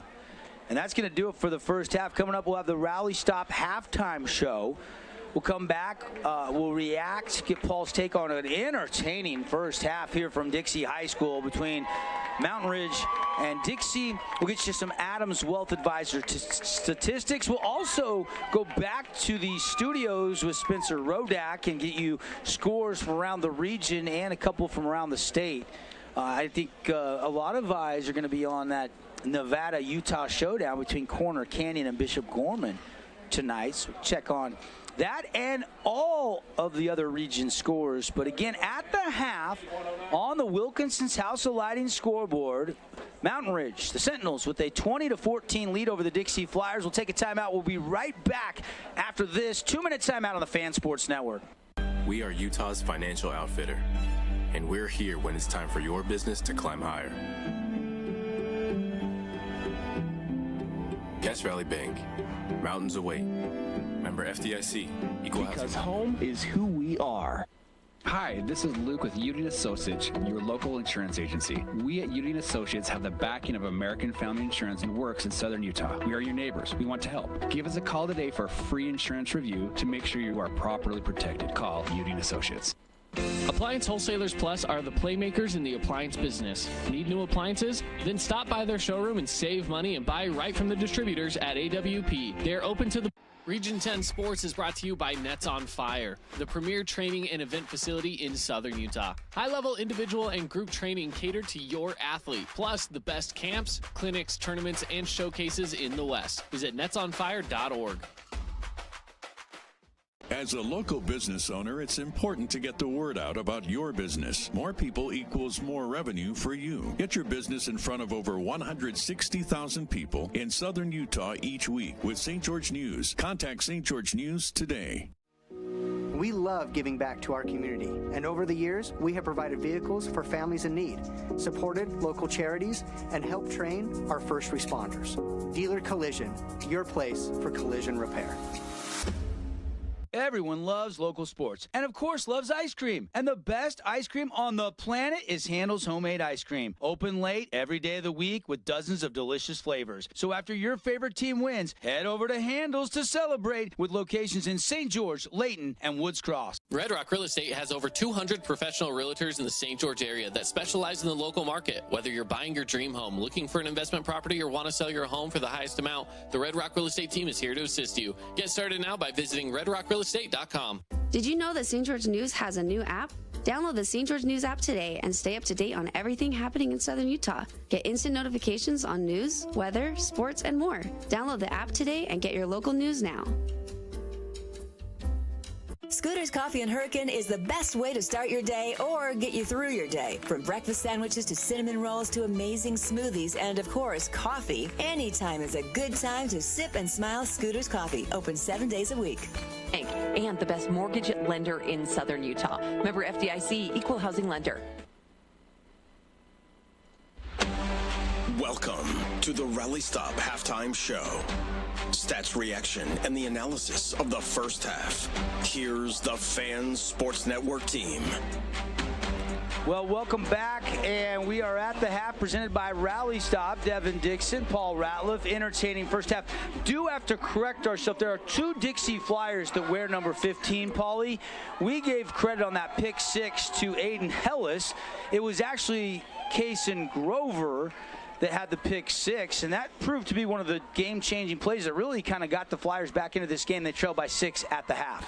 Yeah, they made a huge play there towards the end of the half as I know Mountain Ridge still was able to take the lead late as they were able to find Glasker and the tight end Anderson and take the lead 20-14. But that was a momentum changer for Dixie after they had just punted, just kicked the ball away to the Sentinels, and then they come back on the first play of the drive and make a gigantic turnover for the touchdown, and it brings it to a 20-14 game here. We got a good one, Devin. We really do have a good one here, and this one is developing into maybe a great game, maybe a classic in the early non-conference, early season play. So just got news that our statistician's having trouble with the software, so we're not going to have as detailed Adams Wealth Advisor statistics as we would like for you. But hey, I think both quarterbacks racked up some pretty nice stats. How about Bingham? We know he threw that 73-yarder to Mesa, and obviously, you know, Wyatt Truman kind of spreading the ball around. I mean, he was 0 for 5 against Springville coming in the fourth quarter last week, but he has looked very confident and poised in this first half, hitting a number of different receivers for Coach Blaine Munkers. Both these quarterbacks named Wyatt and both playing well. 20-14 here at the half. Mountain Ridge leads. Dixie did win the toss. They deferred, so they will get the ball to start the second half, though. A chance to maybe, and I think that's probably part of the reason you saw Blaine Munkers kind of be cautious there after that big hit in the backfield and just let that 20, 25 seconds tick off the clock and not risk any further damage. It's only down 6, one possession game with the ball to start the second half. Yeah, it's the battle of Wyatt's under the lights at Flyer Field right now, and both are playing great, like you're saying. I think they both are distributing the ball great. Mesa gets behind the defense for that 70-plus yard touchdown, and then Glasker down the sideline to score that late touchdown for Mountain Ridge. Two great throws made by Bingham there, and that rollout has been key for the Sentinels. They really have used that that to avoid the pressure of Dixie. They roll him out just about every long throw they've made where he'll set his feet after the rollout. But that's been a key play. And on the other side for Dixie, Truman in his first start has looked really, really competent, really, not game manager. I'd say he's more than that in this game. He's made some great throws, distributing the ball all over the field. So both quarterbacks playing well early on for the Flyers and the Sentinels. Rally stop. Hey, before, after your favorite team plays on the gridiron, stop at a Utah Rally Stop for gas, fuel, snacks, drinks, you name it, they got it. Time to rally at Rally Stop. We'll take another 2-minute timeout. When we come back, you'll hear from Spencer Rodak in the studio with some scores from around the region and the state. And then, of course, we'll bring it back here, and we'll get you some thoughts and second half adjustments as we got a good one brewing here. Mountain Ridge leading Dixie 20-14 on the Wilkinson scoreboard. More of the Rally Stop halftime show when we come back. Nets on Fire is the premier indoor basketball training facility in southern Utah with 4 full-size gyms and group and individual training packages available for every age and skill level. Nets on Fire can elevate your game. Hoop it, Nets.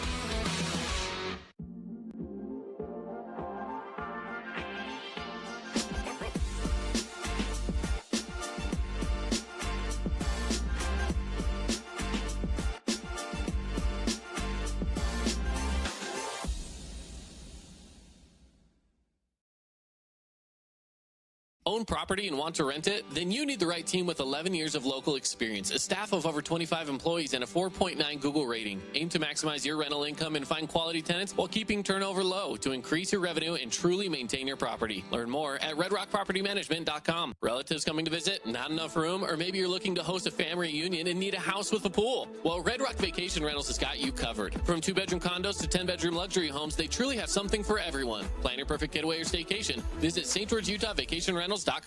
Nets on Fire is the place to hoop in southern Utah. Elevate your game with group or individual training with elite coaching. Hustle to netsonfire.org to learn more and see why so many rising stars hoop at Nets. Nets on Fire, building champions on and off the court.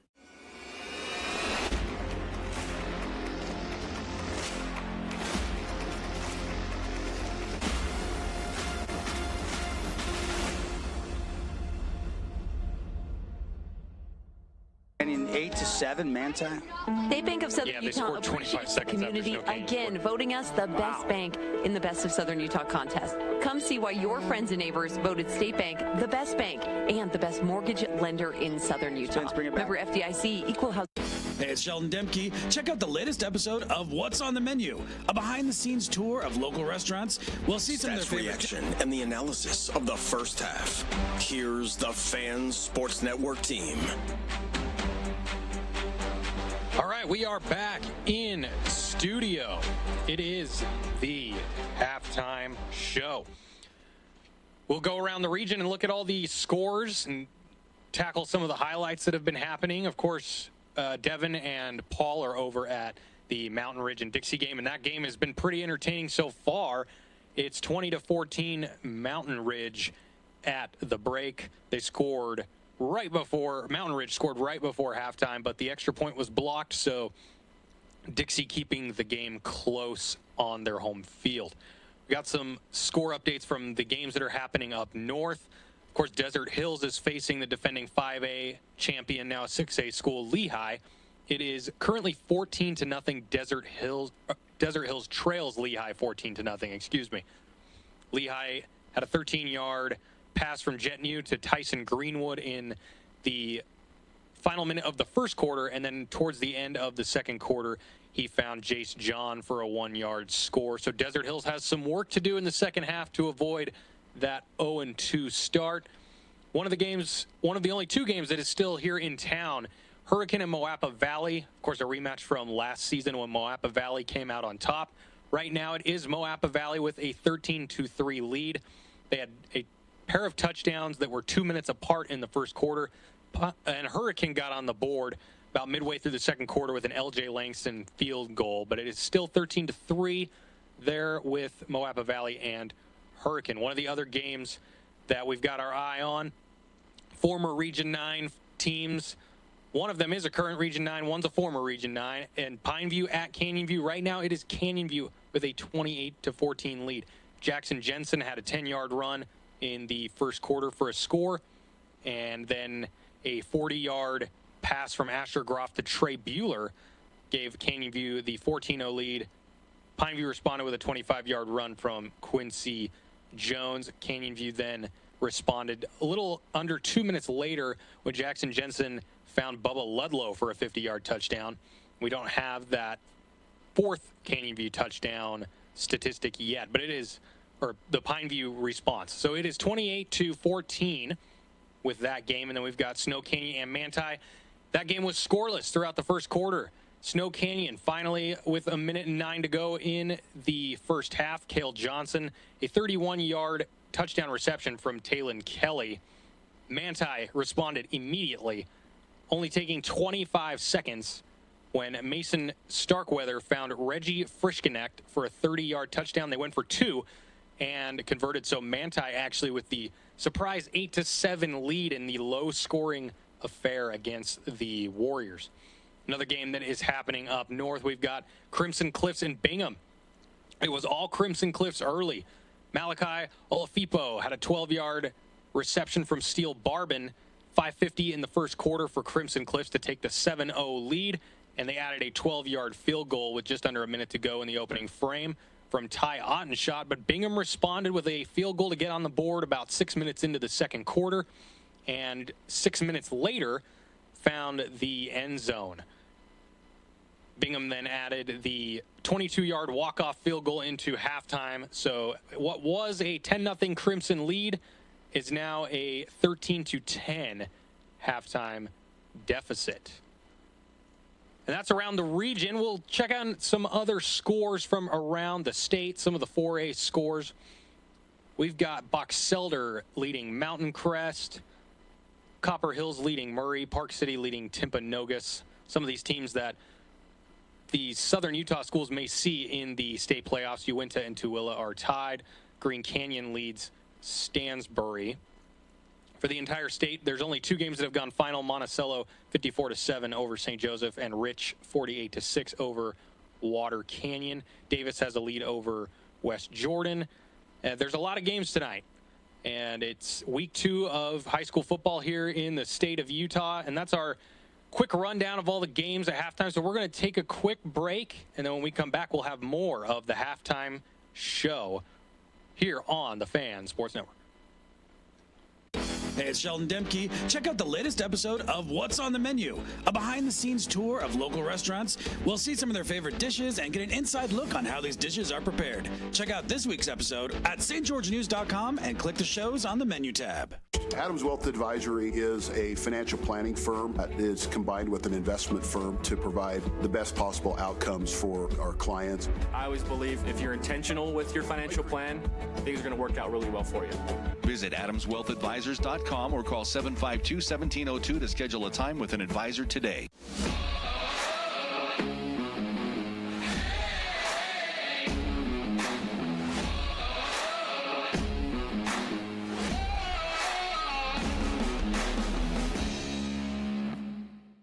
Check out this week's edition of TGIF on stgeorgenews.com. TGIF is your weekend adventure guide to all the fun and exciting things going on in Southern Utah this weekend. Find this week's edition at stgeorgenews.com and click the shows on the menu tab. Have a blast this weekend.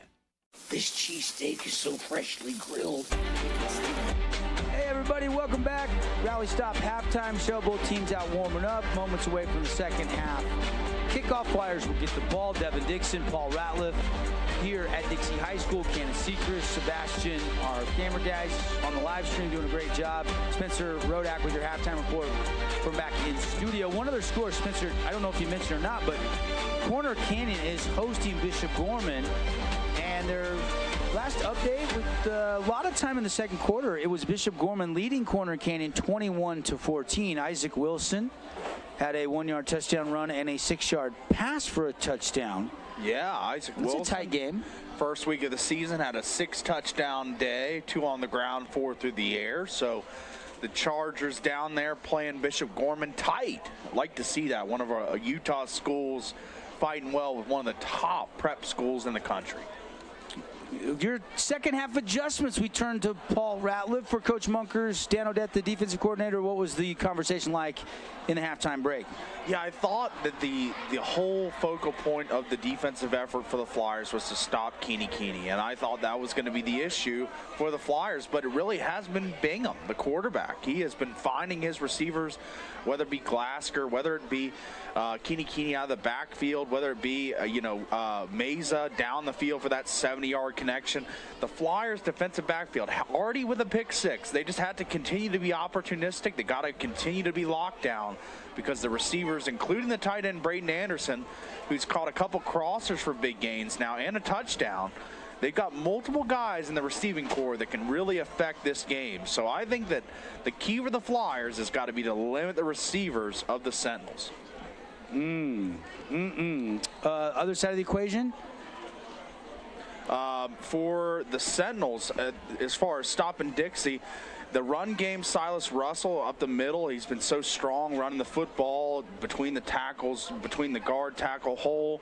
I think that the Flyers offensively, they haven't even tapped into their potential. So I think that Mountain Ridge has to continue to play them tight. They've got to continue to clog up those holes for the run game and force Wyatt Truman, a new starter, to have to fling the ball all over the yard. That's the goal for the Sentinels, is to make Wyatt Truman have to beat you because he is in his first start. Yeah. So, not saying he's been rattled at all. He's looked great, very competent, managing the game great, making some plays when needing to. But if you are forcing him to throw the ball 30, 40 times, that should be the game plan for Mountain Ridge. Tonight's game brought to you by Scooters Coffee. Start your day with Scooters' amazing drinks served by amazing people, amazingly fast. State Street in Hurricane. Appreciate some of our other sponsors. Hearst Ace Hardware will select the player of the game at the conclusion of this one. Intermountain Sports Performance, as well as Handel's Homemade Ice Cream. Just some of our great local businessmen and women helping with tonight's simulcast on the Fan Sports Network and on the fansportsnetwork.com, as well as KSLSports.com. Coming at you statewide, and a good one here. Flyers will get the second half kickoff from Mountain Ridge, and hang on tight. Should be a great second half. Yeah, been a real exciting game so far. Really entertaining on both sides of the ball, defensively, offensively. We've seen a 70-yard touchdown, a 55-plus yard pick six. So we've seen some big plays already.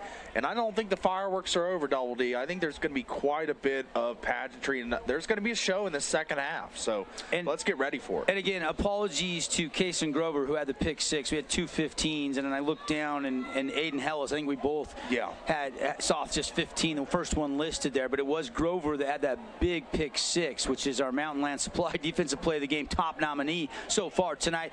The kick off the left foot is going to be into the end zone for the touchback. And the Flyers will set up shop at the 20-yard line here. 1st and 10. Yeah, Jackson Barbin, Junior Coughlin, it's their time now. This is the time where we tie this game up if you're Dixie and you try and have a triumphant first drive out of the half. All the halftime adjustments are going to be put on display right now. Let's see what Coach Munkers and the coaching staff had going over in the halftime break. Let's see what they come out with. Out of the shotgun, Truman, junior quarterback, first ever career varsity start. Did not start in the Springville game last week. Did come in the fourth quarter, though. Going to throw it to Bennett, and it's going to be a TFL.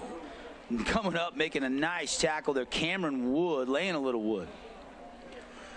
Yeah, Cameron Wood swarming to the ball there and just making a thunderous hit. I mean, what a form tackle, straight up, straight down, as the, like you say, a tackle for loss. Well, they did spot it at the 20, so okay, no gain. I thought it was a little bit behind the line of scrimmage, but they gave him forward momentum back to the line of scrimmage, 2nd down and 10. Dixie been relying on that screen game a lot today. Truman looking over the middle, high arcing pass. Barbin tries to climb the ladder, cannot, incomplete. Just through the outstretched paws of Barbin. He was reaching high for that one, but it was just a little too tall. There's that window there, but he had somebody dropping in the flat in a zone coverage. He had to loft it over and just couldn't put enough of a soft drop on that to complete that pass.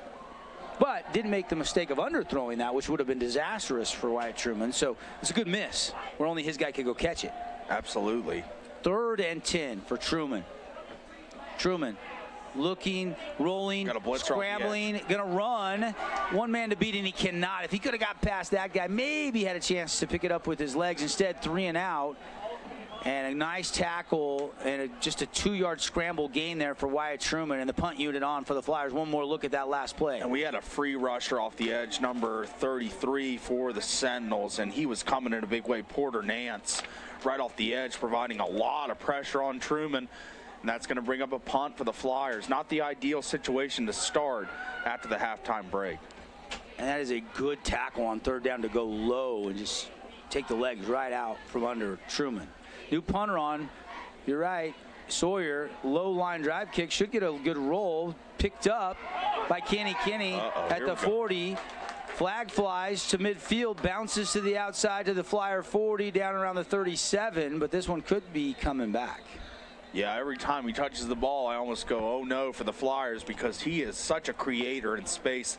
That play didn't look like it had any legs to it. It does look like it's probably going to come back due to a flag here. Looks like in the vicinity of holding, but he is just such a creator with space. Like, he just makes just not a lot of space into something where he can shoot through a gap and get going. So I've been so impressed with Kenny this game. But the special teams penalties on the return game have been glaring.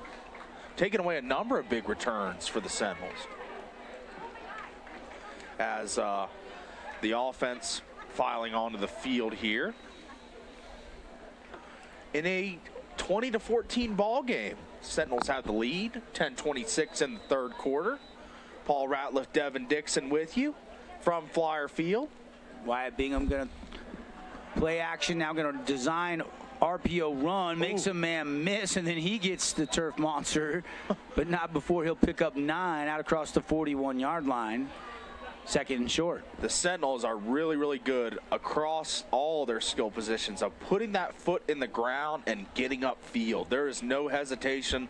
There's no dancing in the hole. They are down to business here.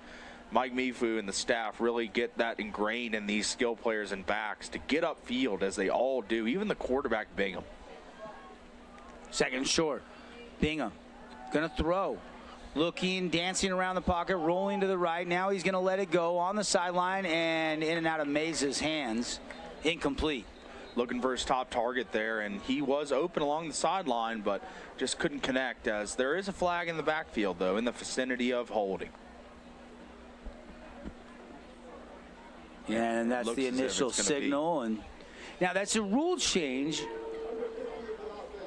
Used to be a spot foul, right? So if you got caught holding 4 yards in the backfield, it would really back you up. Now it's just from the line of scrimmage. So you could see coaches decline it on occasion, but they do accept this penalty to make it 2nd down and 12. That is the other change, the big change that HSAA made was the overtime rules. Going to the college overtime. Yeah, basically, yes. Kenny Jesus Hernandez Diaz there with the run. The senior, he's been a good little spell for Keeney throughout the game today, as he makes a positive play upfield, as they was blown up. Warden in the backfield again for the Flyers, blowing up that play, but he just alters his direction and gets upfield again. Grover and Dombrowski in on the stop, and looked like double nickel. The Flyers might have jumped off sides, but was he influenced? Maybe. Nope, it's offsides on Dixie. They'll march it off there. Noah Russell, 5'10" junior, gets a little early start there. I remember playing D-line, wanting that early start. You know, you just want to get the play started, even if the center's not ready to go. Sometimes you just get going a little too early. Yeah, that's a free 1st down, though. That was 3rd down. Run, and here is Hernandez Diaz, and he's going to get a couple yards out across the 45.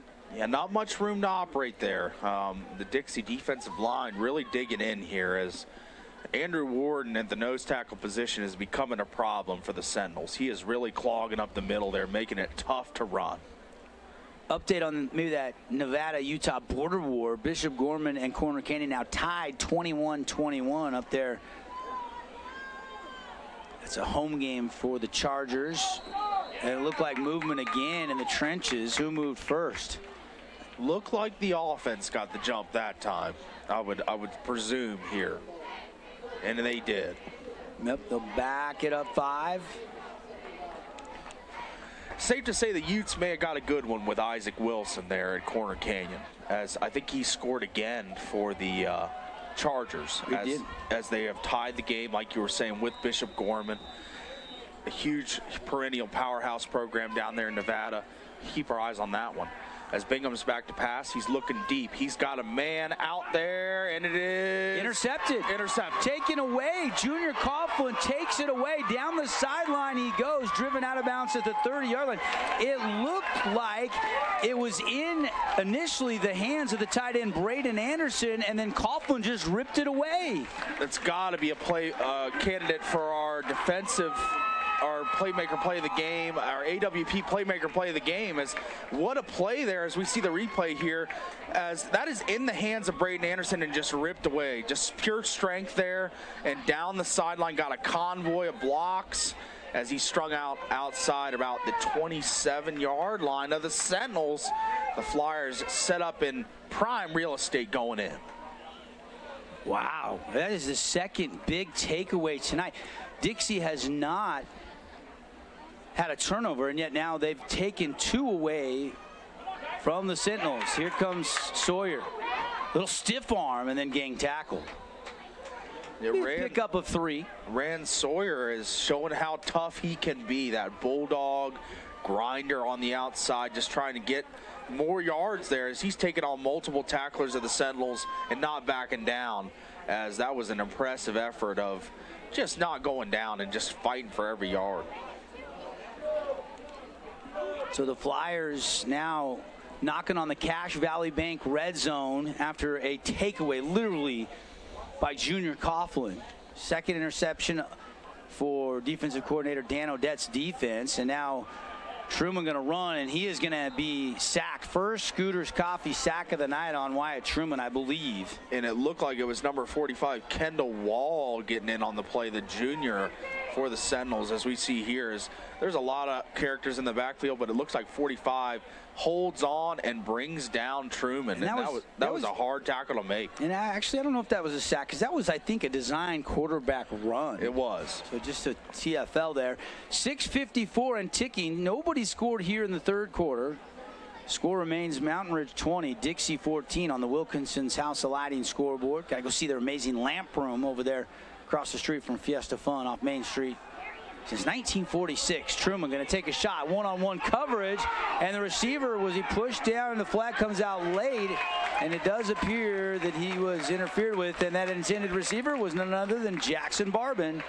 And if you can't get the ball in Jackson Barbin's hands, as we see here on the replay, Truman with a clean pocket just flings it deep, and he's got Barbin out there, and he might add a play. That's a 50-50 ball if the pass interference isn't made there. He's got an opportunity to catch that ball. Good flag thrown there by the ref. That's a great call because he had an opportunity. He's entitled to the right to the football, as the DB is as well, but there's just a little bit too much reckless contact there from the Sentinels backfield. So now into the Cache Valley Bank red zone for the Flyers. Cache Valley Bank, your financial outfitter. Mountains await. Wyatt Truman could give the Flyers a lead with something in the end zone here, and of course 4 down territory, you got to believe, because Bibiano Vargas got hurt and Sawyer came in to punt the last time the Flyers had to kick it away. He's also your field goal kicker, so you got to believe this is 4 down territory. 1st and 10 from the 17-yard line of Mountain Ridge. A little bit of confusion. Now they'll wind the clock, and Truman trots back out there. Because that was a great clean pocket there for Truman on the last passing play. Let's see if he can get another clean pocket to find one of these great skill players for the Flyers. Truman going to throw into the end zone. Down the sideline, looking for Barbin, and it's incomplete. A lot of hand fighting. Flyer fans want another PI call. They don't get it this time. And he might have stepped out of bounds. I think I agree with the Flyers fans here. That looked like a lot of contact, pretty much slung to the ground there as we see the replay here. Great ball by Truman, gives him the opportunity to catch it again, puts it in the end zone, and he's just outright tackled there. I don't know how there's no flag thrown. That's Cameron Wood. We've seen him make some plays tonight, but they let that one go, and now the Flyers 2nd down and 10 from the 17-yard line of Mountain Ridge. Mountain Ridge leading 20-14. 6:29 left to go in the third quarter. Truman going to throw. Uh-oh. It's intercepted, tipped, and here comes the return man. It is the safety, and that is number 3, Brody Robbins, who had that tip drill fall right into the breadbasket. And when you're that deep in the red zone to come up empty, that's gotta hurt. Looked like he just overshot Sawyer. Tip drill, and he's just going the other way, as that's all it is a simple tip drill, and the ball finds the Sentinels, and they're going the other way, and just a bad break for Dixie there. Truman, not his fault. Kind of a quick release ball, kind of high there, but at the end of the day, it's an interception, and the Sentinels take over with a 20-14 lead. 6:20 left in the third quarter. First interception by the Sentinel defense, and it comes at a good time when Dixie was maybe going to take the lead. Comeback route to Meza, and it's short hops him. Diving attempt not there. And if Bingham was given a little more time there, Mesa was open on the comeback. He was ready and waiting for that ball. But with the pressure, kind of threw off the back foot. Yeah. Could not get enough on it, and it falls to the turf. Incomplete, 2nd down and 10. Turnovers now 2-1. Played a huge role in this game. RPO, Bingham's going to keep it, makes a man miss, gets to the outside, tackled as he gets it out across the 40 to the 41-yard line, and it'll be 3rd down and 4. Bingham is a deceptive athlete. Kind of reminds me a little bit of Zach Wilson with the mobility, kind of gets to the sideline quickly, kind of can obviously throw the football all the route tree, but he is a deceptive runner, and that's proved to be a fact here in the second half. Sentinels want to go quick, but now they have Wyatt Bingham look towards the sideline, changing the play. 4-3 defense. They're going to run it. Kenny. And he is going to be stopped just shy of a first down. It's going to be 4th and 1 from their own 44. And that's the senior defensive line, Andrew Warden again making a play at the nose tackle position, clogging up that middle this time and making the tackle. See if they actually try to get the Flyers to jump or they run a play. Went hard count down. They'll look over to the Mountain Ridge sideline. From their own 44, Mountain Ridge up 20-14. Play clock ticking down. They are going to go for it. Kenny in the backfield, and he is stacked up, and he is stopped. And Noah Russell was the first to get there. Big double nickel. Double nickel doing it for all the defensive linemen out there as he makes a huge tackle for loss in the backfield. As we see here, just everyone crashing, and the penetrations there early. Somebody missed a block. Missed a block is right, as maybe it was a trap or something they were trying to do with the running game, but it just was not there, as there was a free runner straight to the back, and the Flyers take over in great field position. So the gamble to go for it in their own territory backfires. Flyers defense, another Mountain Land Supply defensive play of the game nominee there by Russell. Noah Russell, and here comes Wyatt Truman after throwing the pick. Bad snap, picks it up, and he's got it still, and he's going to throw it away and live to fight another down. That's a good play by Truman to save a lot of lost yardage potentially. Yeah, Truman was looking at, I think it was Bennett there, like trying to make just a all holds barred escape pass, break glass, and throw it to him, but the play is avoided there as he throws the ball harmlessly to the sideline. It would have been a huge loss, like you said. And I'm not sure if Fatoa there, the center for the Flyers, just snapped it early or if it was just off to the side. But missing communication there on the shotgun snap. Yeah, Katoa, normally solid, had a couple high snaps in this game today. So 2nd down and 10. Truman gets it out quick. Receiver screen to Barban. Barban up the middle. Going to pick up about 6. And pretty good tackle to save that from going for bigger yardage. Great play construction. That little inside zone pass with the blocker coming out to get that cornerback and spring Barban. Could have been a huge gain, but ends up being about 5-6 there. Could have been a lot more, but Barban starting to get the ball. More targets, more receptions. That's a good thing, trending up for Dixie. 3rd and a short 5. Barban, yeah, Coach Munkers told us this morning that he had to find a way to get Barban more involved in the offense, and he's done that tonight. Obviously drew that pass interference and got that little receiver screen up the middle. Now can they get a key third down conversion? 3rd and 5. Blitz coming. Bottled up, scissor action, and it's going to be a TFL by number 52. The Sentinels got in the backfield. That play just looked discombobulated. William Adamson in on the stop. And now 4th down for the Flyers, but without their kicker, probably got to go for it here from the 37-yard line of Mountain Ridge. Got to be a go situation here as Viviano Vargas, as we saw him laboring to the sideline. Haven't seen him since, so this is all it is a go situation across the 50-yard line for the Flyers, I would think, for the rest of the game. Barban and Bennett. Bennett goes in motion. They'll throw it over the middle to Sawyer. Sawyer makes the catch, evades a tackle, gets running north and south, and gets the yak yards he needed for the Red Rock Real Estate first down. It looked like he was going to be hit immediately and stop short. How about this quick catch? Woo. Just sits down in the zone and makes one cut and gets upfield. Love to see it in the emphatic first down signal there as he's fired up to get that first down, keep this drive moving. For the Flyers down 6 with 2:58 left in the 3rd quarter. Taylor Heim maybe was scared to get there early, and so he kind of changed his course. Now the screen set up, complete, and a nice little crease down the hash, down inside the Cache Valley Bank red zone, inside the 10 goes Silas Russell on a screen play. Silas Russell shucking tacklers left and right. It was unbelievable seeing this little guy low to the ground, just moving downfield as we see him catch the screen here. A little slip screen, gets the defensive line upfield, and then 1 tackle, 2 tackles, 3 tackles, 4 tackles. And the Flyers may be fortunate not to have a legal man downfield call. Looked like the couple linemen were a little bit downfield there. I'd have to see it in slow motion to see exactly. Right tackle being one of them. He actually got a really good block out in front, though.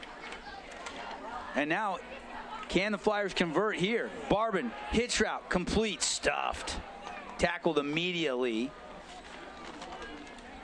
And 1st and goal from the 8 there. It'll be 2nd and goal. Kimo Lapati, who we talked about in the pregame, had some injuries earlier on in the week. Number 77, he's made his way into the game. Didn't start today, but the 6'6", 330-pounder, he's made his way onto the field. Just a 1-yard gain on that quick pass to Jackson Barban.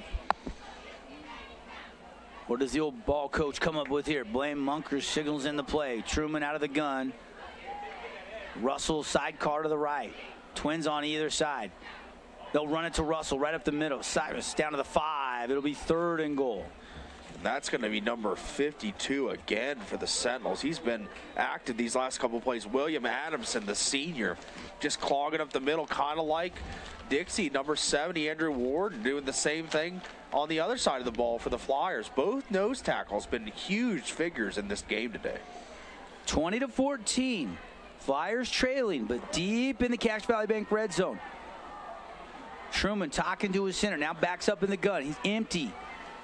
5 receiver set, trips to the left. Now make it Bennett in motion. They'll blow it dead. They gave a sweep to Bennett, but they blow this dead. Was a couple guys moving there? Or was there a timeout taken? It looked like Flyers or the Sentinels. It was the Sentinels that took a timeout. We'll catch our breath. Just a 30-second timeout brought to you by Luke Udy at American Family Insurance. And we'll be right back. We'll see if the Flyers can take their first lead of the night when we return. This cheesesteak is so freshly grilled, you could still hear it sizzling. I can hear it too. Me too. Actually, it's the Hello? Cheesesteak? grill. Grilled right in front of you. It's a Jersey Mike's thing. First Ace Hardware is conveniently located in St. George on the corner of Bluff Street and St. George Boulevard with 30,000 square feet of lawn and garden, paint, tools, fabrics, sporting goods, and the most complete nut and bolt section in town. First General Store, the Big Ace store on Bluff and on Main and Cedar City. Hey, we're back, everybody. Dixie High School, home of the Flyers. You're in Flyer territory, but Mountain Ridge's game tonight as they lead 20-14, but the Flyers with 51 seconds left here in the 3rd quarter. 3rd and goal from the 5-yard line. Devin Dixon, Paul Ratliff here in the broadcast booth tonight. Cannon Seacrest producing the live stream. Spencer Rodak producing from the studios on the Fan Sports Network. Glad you're with us here tonight. Yeah, compelling game we've been treated to tonight. I mean, back and forth scoring, some defensive plays that were made, and a huge, long Jason bomb, Bay Equity home blown bomb of the game. Here we go. It's going to be a slant route, and it was out in front of Junior Coughlin just a little bit too far. Incomplete, 4th and goal. And Coach Munkers, I think, is frustrated because that play was there. I mean, Coughlin on that. It's the slant. He had a couple steps to the inside on the cornerback. If that's beat his man to the spot and was ready for the ball and just couldn't quite get it. Just led him a little bit too far. So 4th and goal. Again, Jonathan Bibiano Vargas left this game, got shaken up on a punt, then on a kickoff got shaken up again, had to get helped off the field. And the snap is low, and it's a turnover on downs.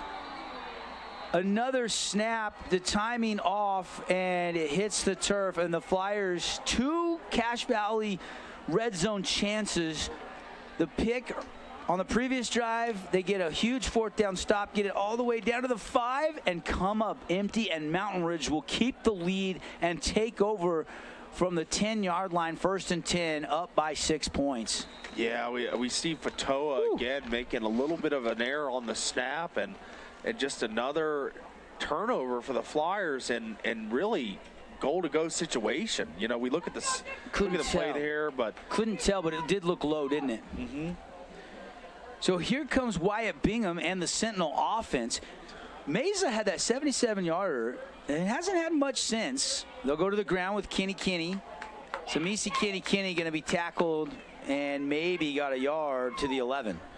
Has Kenny all the highlights we watched through the week, all the prep we did, has he lived up to the hype for you? Yeah, it's just, I think some of that special teams yardage has been taken away by penalties. Yeah, absolutely. But as far as, yards from scrimmage, he's just kind of been plodding away. A nice 1-2 punch with their backs, though. Yeah, absolutely. They'll move the double tights to the right side. They'll run to the power side. Kenny's going to break a low tackle, and Morby, the safety, is going to come up and make a stop.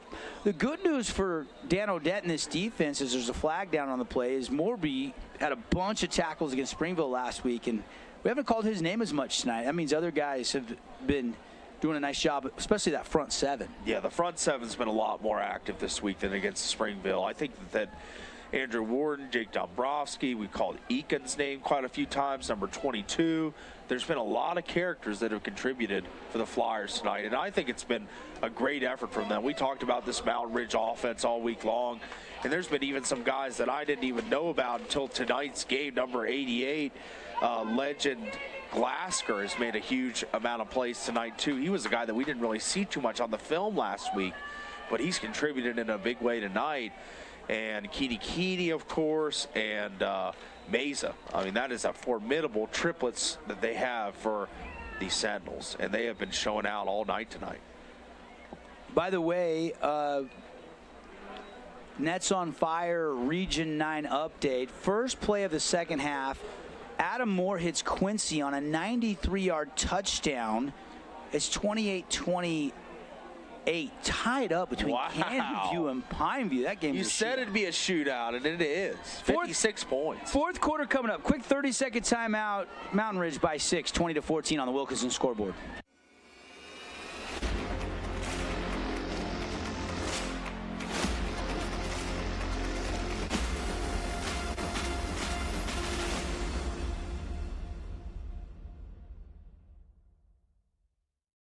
We are Utah's financial outfitter, and we're here when it's time for your business to climb higher.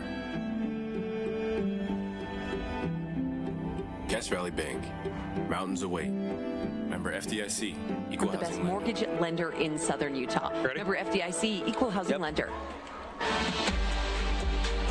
Yeah, we are back and we are ready. Put 4 fingers in the air. Haven't settled much tonight. Mountain Ridge clinging to a 2014 lead. Both teams had some chances there in the third quarter to cash in, but could not, especially the Flyers. Come up empty twice in the red zone. Turnover on downs and a turnover in the red zone, but as we see here, it's going to be a a tough fourth quarter as both teams have been battling all night long. And it's just who wants it more now? Who wants this game? You know, it's a non-conference, non-region game, but let's get it. Let's decide this. We got a fourth quarter to do it. Couple scores. Snow Canyon Manti tied 14-14 middle of the third quarter. Bingham is now up 26-17 on Crimson Cliffs. But that one's tight. Crimson in that game. And here is Wyatt Bingham. We'll put a man in motion. That's Anderson. And throw on a slant route complete to Meza. Will try to break outside, but a nice tackle quickly made by Van Lin. Out to the 15-yard line. Yeah, like you said, great tackle by Van Lin. There was a lot of green grass in front of Meza if he were to break that tackle. So now 3rd and 5. Yeah, great play for the Flyers there to make this a 3rd down situation, backed way into your own territory if you're the Sentinels. A stop here would be massive for the Flyers. Flyer fans trying to make a little noise here, and then flags fly again. We've had a lot of movement and a lot of pre-snap stuff today. Few offsides, but a lot of false starts, huh? Yep, absolutely. It's been kind of a theme of the game for mainly the Sentinels tonight. They've taken a lot of false start infractions. And that will go back. The Sentinels up, and it'll be 3rd and 10. 5-yard false start. Roger Christensen, Flyers PA announcer, trying to fire up the crowd, and they respond. And here we go. Bingham looking, throwing, shot down the middle. Meza climbing the ladder and in and out of his hands. I think the hit came right as he was trying to bring it to the body, and it's incomplete. Just trying to collect the ball there as he was wide open, but had to slow down a little bit for this pass. As we see it here, Bingham flings it as hard, as long as he can, but it looked like Meza had a step but had to slow down, but a safety was there for the Flyers.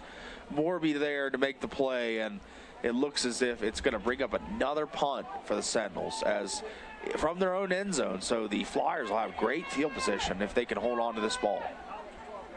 And the kick off the foot of Laga is going to be a good kick, and takes a nice roll all the way down inside the 40 near the 36-yard line. Yeah, great Sentinel roll there as they're fortunate there because there was a lot of green grass if we were able to field that punt, but it just takes a very friendly roll for the Sentinels. 54-yard kick there. So that kind of flips the field a little bit there.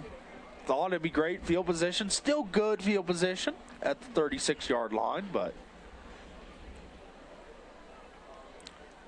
10:50 to go here in the fourth quarter. Still Mountain Ridge leading Dixie 20-14 on the Wilkinson's scoreboard. Looks as if we have a flag down on the Dixie sideline as the officials discussing.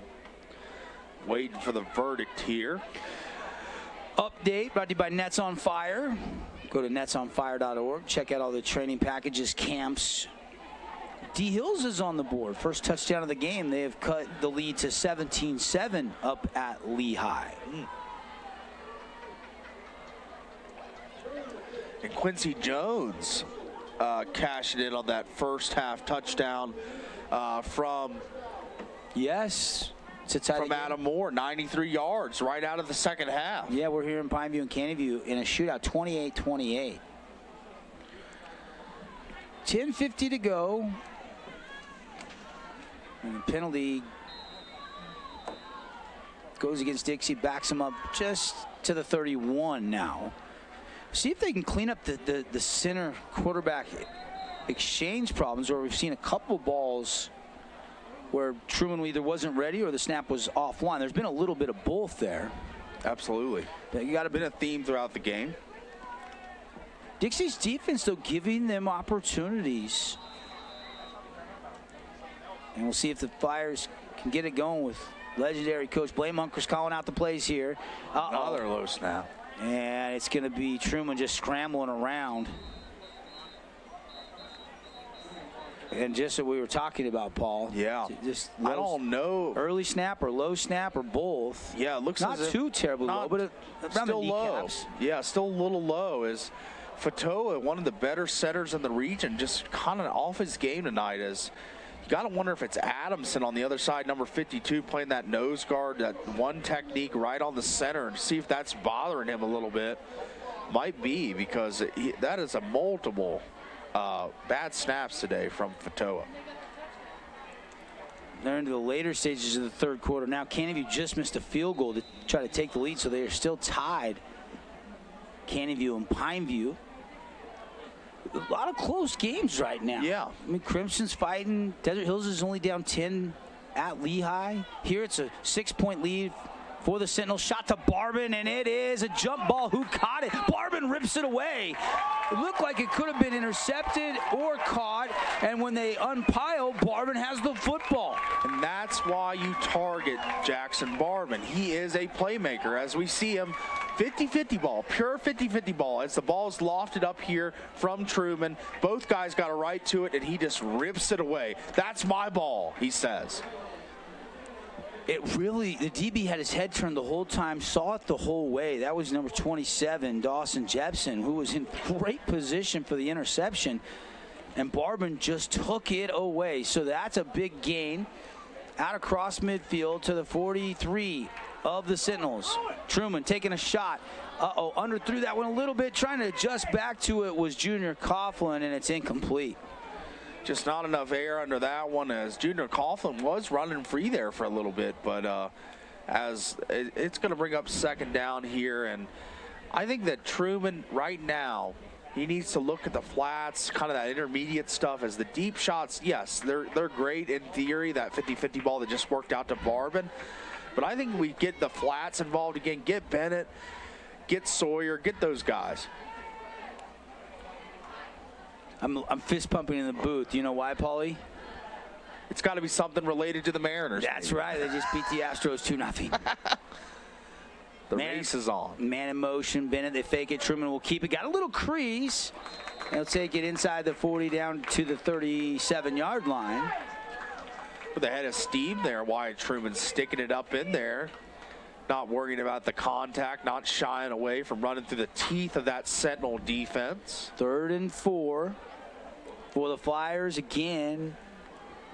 Jonathan Bibiano Vargas got hurt, and so probably 4-down territory at this point.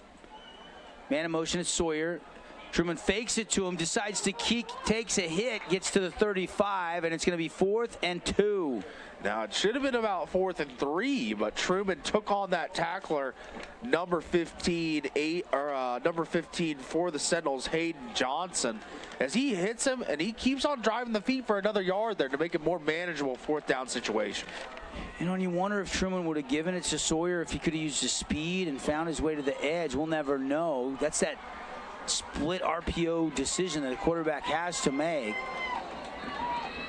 And now Coach Munkers wants a TO. As this is the biggest play of the game thus far. Timeout brought to you by Luke Udy at American Family Insurance. All your protection under one roof. Get a free quote today. See how much Luke Udy can save you on your auto, home, or life insurance.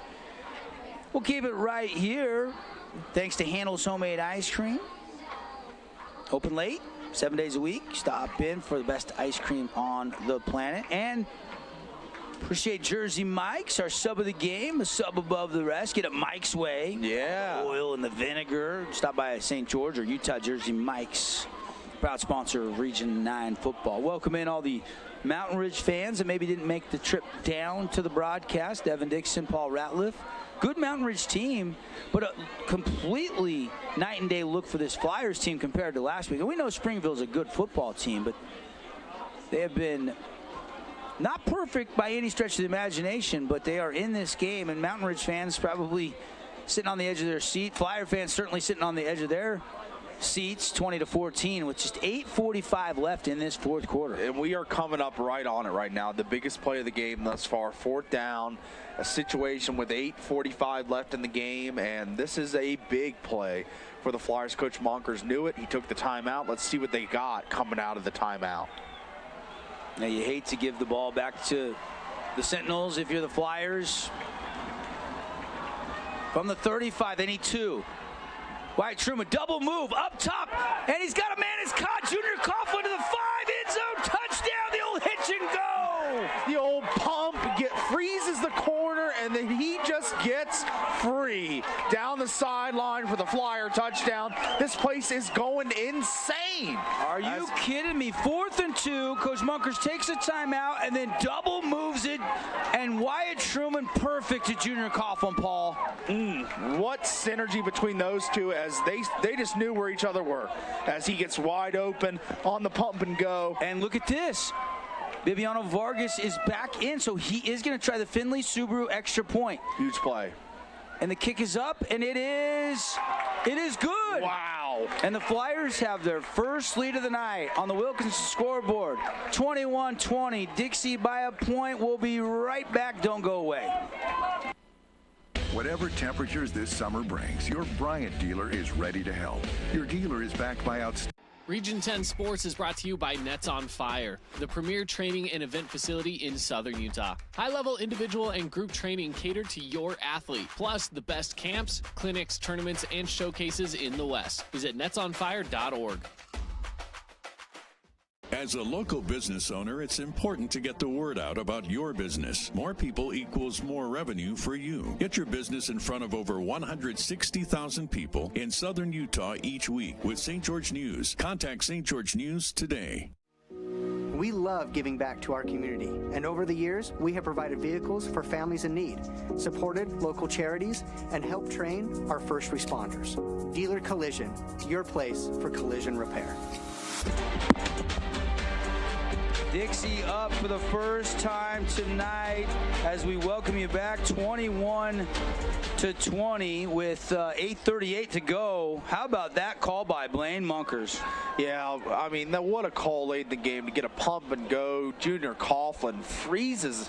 He just puts that stop on at the same time of the pump, and that corner just froze in his tracks. And he gets vertical, scores that touchdown. And now Dixie with the lead, 8:38 to go.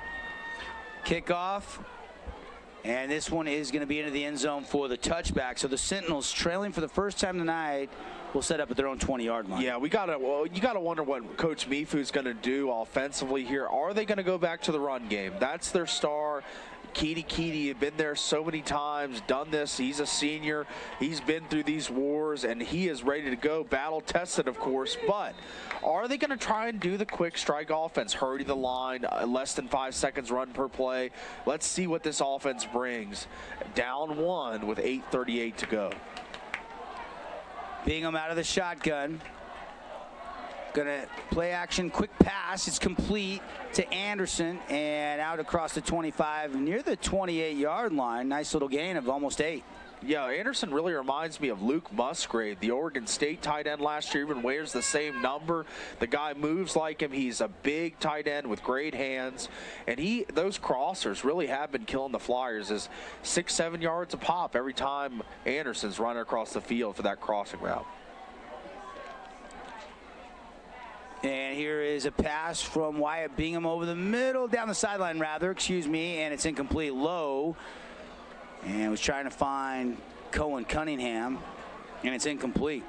3rd and 2. And Cunningham had a step there on the outside, but just couldn't get the ball to him delivered. But the Sentinels facing a 3rd and short here. This would be a huge opportunity for the Dixie defense to get a stop and the ball back in the hands of their offense. Now the crowd making some noise. Andrew Warden, the guy to watch here if it's a run play up the middle. And it is a run. And it is Jesus Hernandez Diaz out across the 35 for a Red Rock Real Estate first down. And he does pick up those hard yards as they got a good block on Warden here. As we see, he's doubled up front by the center and guard, and just right off of him. They just go right off his butt for the first down. Ekins on the play, making the tackle, Naylor Ekins, but just a little too late there from the Flyers. And now another little jump pass to the tight end. Complete, makes a man miss. First down and more. Across midfield, still dragging would-be tacklers to the Flyer 47. Yeah, that was an electric play, as it was kind of like that Tim Tebow, like you say, jump pass as he's evading pressure and kind of gets off his spot and tries to find the first willing and ready receiver, and does, for a big gain for another first down for the Sentinels. So Dixie now got to buckle up defensively. Sentinels find a little rhythm on offense. Run up the middle, Kenny. Another nice little slashing gain, over 10-yard chunk, 14-yard pickup off that left side. This is where fatigue becomes a factor, as they're going to lean on you. The offensive linemen are ready to road grade, and let's see if the defensive line of Dixie is ready for the challenge, because the running game is going to be coming right at you as we get down to it. They're going to play some smash mouth football, a little play action off of it would be the game plan, I think. And Kenny again. Samisi Kenny to the 30. Pickup of 3.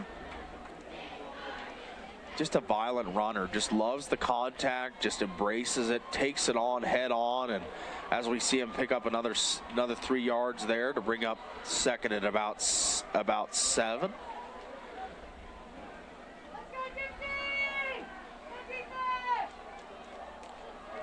And now taking a little bit more time.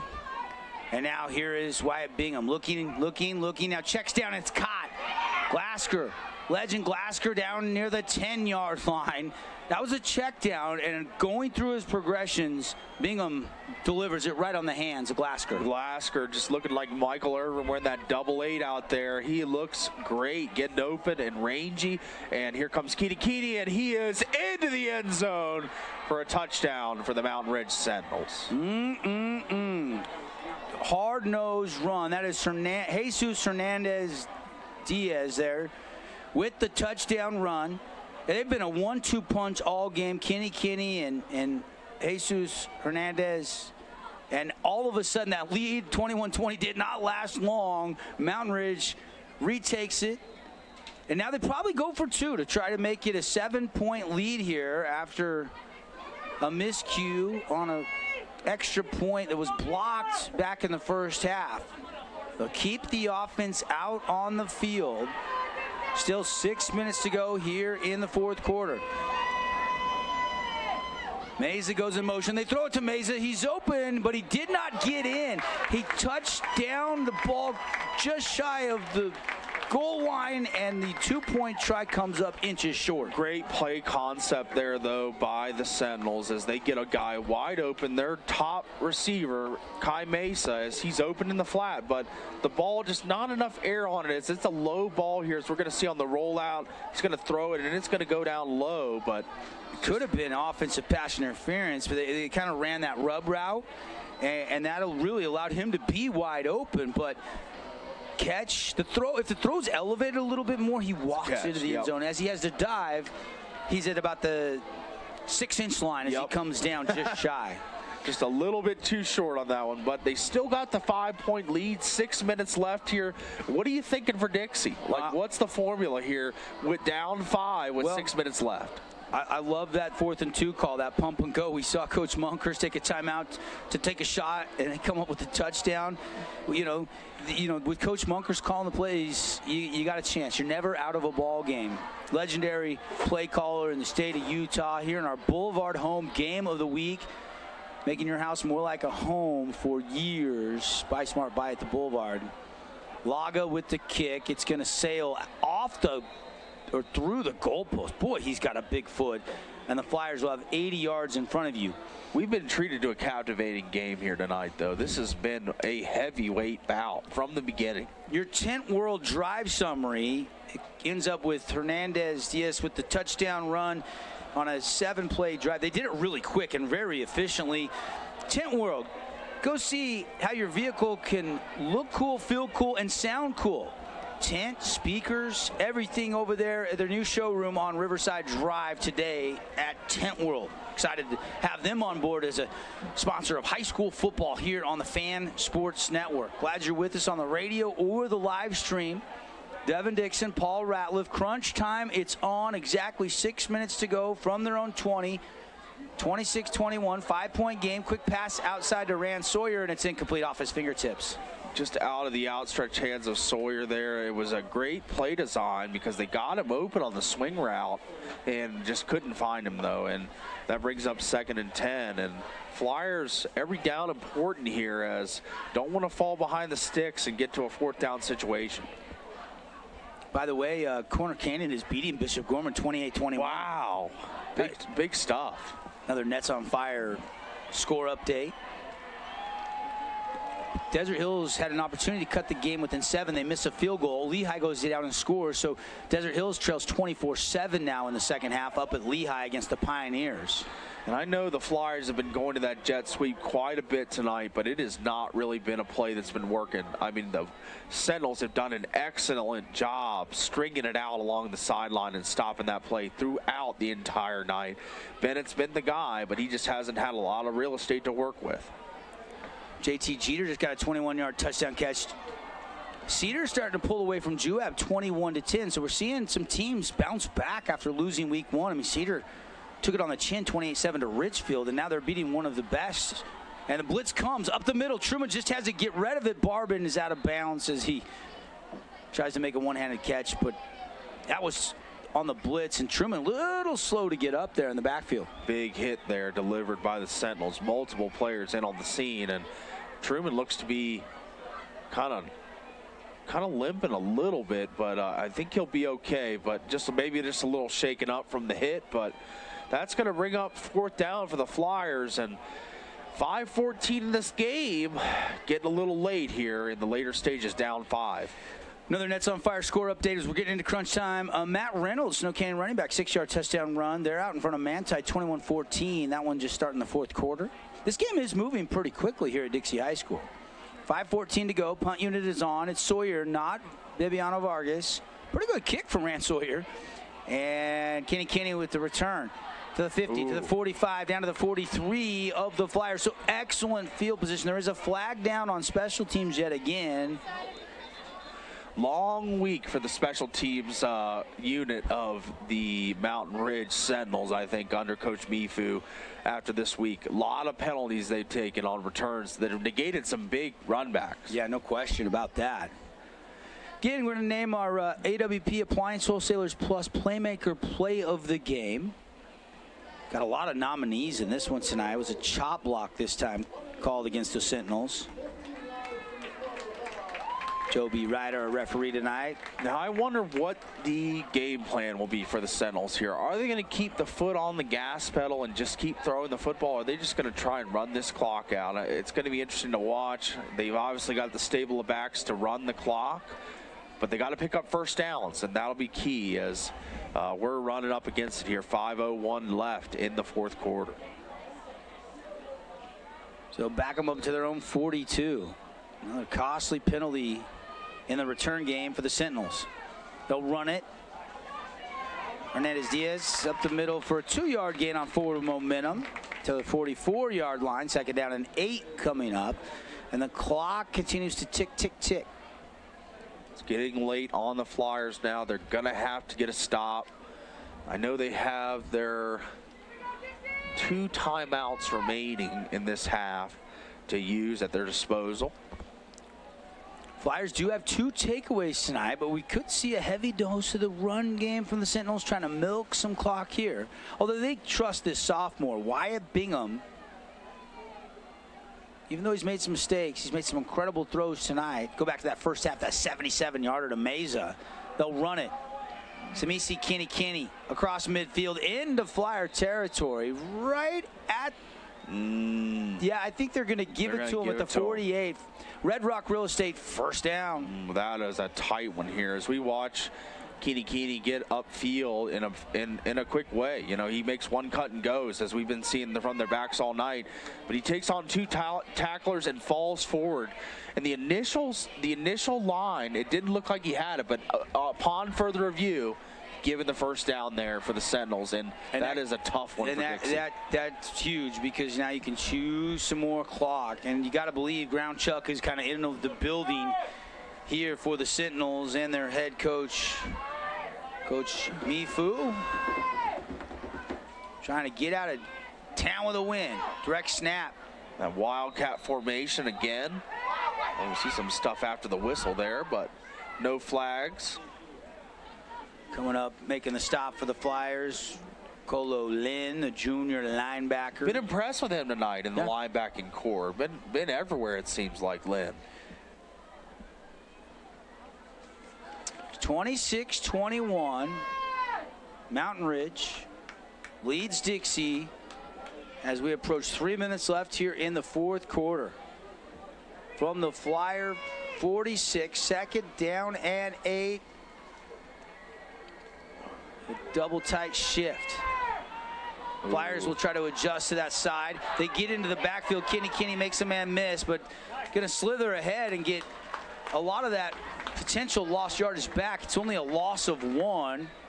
That burst from Kenny after he made that first Flyer miss. Was that 52 for the Flyers? I saw a guy on the Flyers. Brian Cherry, I think. Yeah, they got into the backfield, but just Kenny is just so hard to wrap up.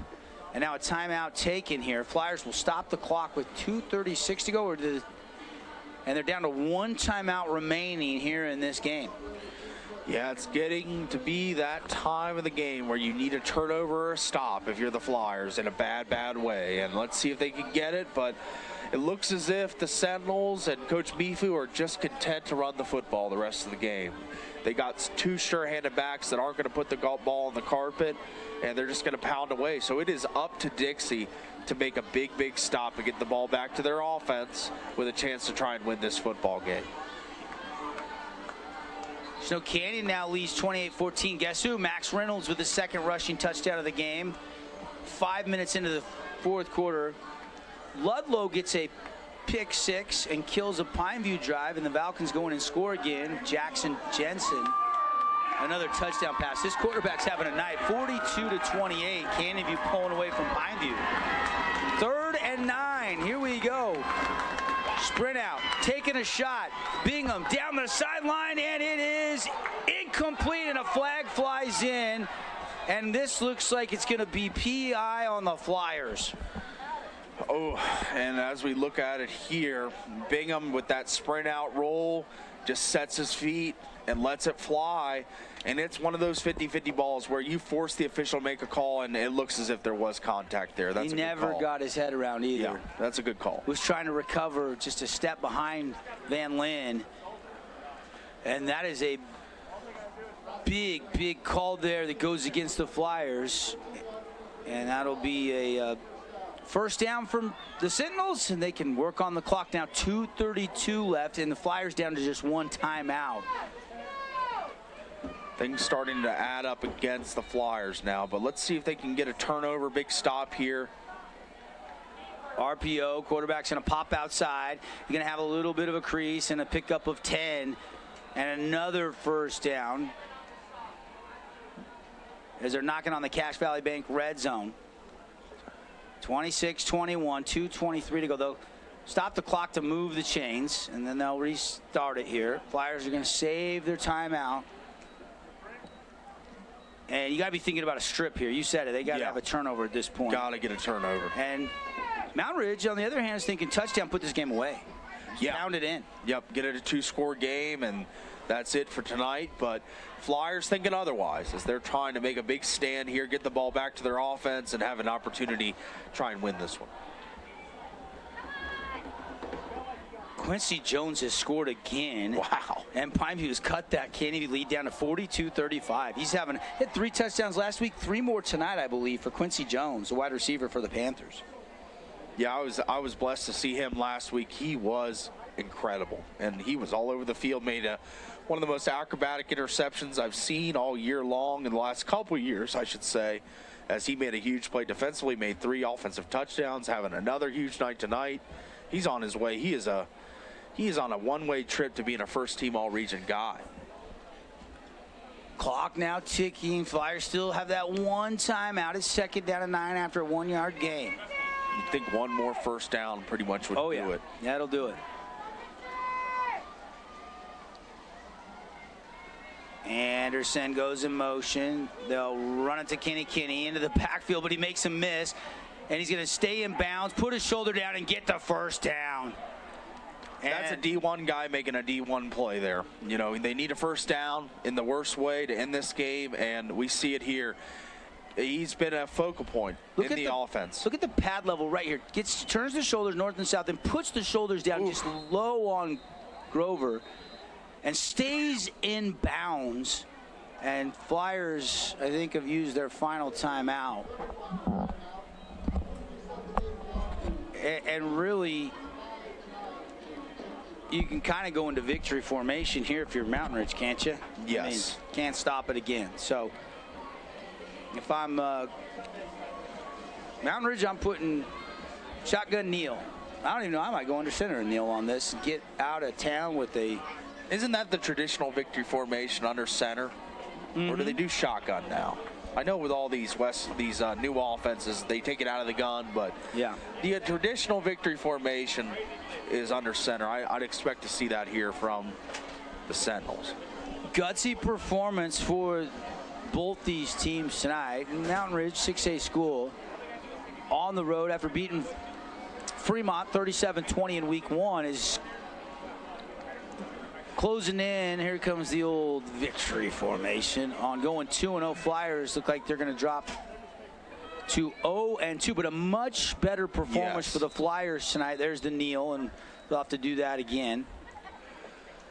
Like you said, much better performance. Week 1 kind of put a lot of people that don't know this program, don't know Coach Munkers, probably in a tizzy, thinking about how we just lost 34-7. Our only touchdown was on special teams, but they come out this week and look like a totally different ball club as they hang with a upper classification school all night long, swinging punch for punch, and it just wasn't enough, as they are going to fall tonight. But as we have 30 seconds, and I think that'll do it. That last kneel there. Flyers had their chances, came up empty there in that third quarter twice in the red zone. Yeah. That ball over the middle was tipped and intercepted, and then they were stuffed on a turnover on downs right after that.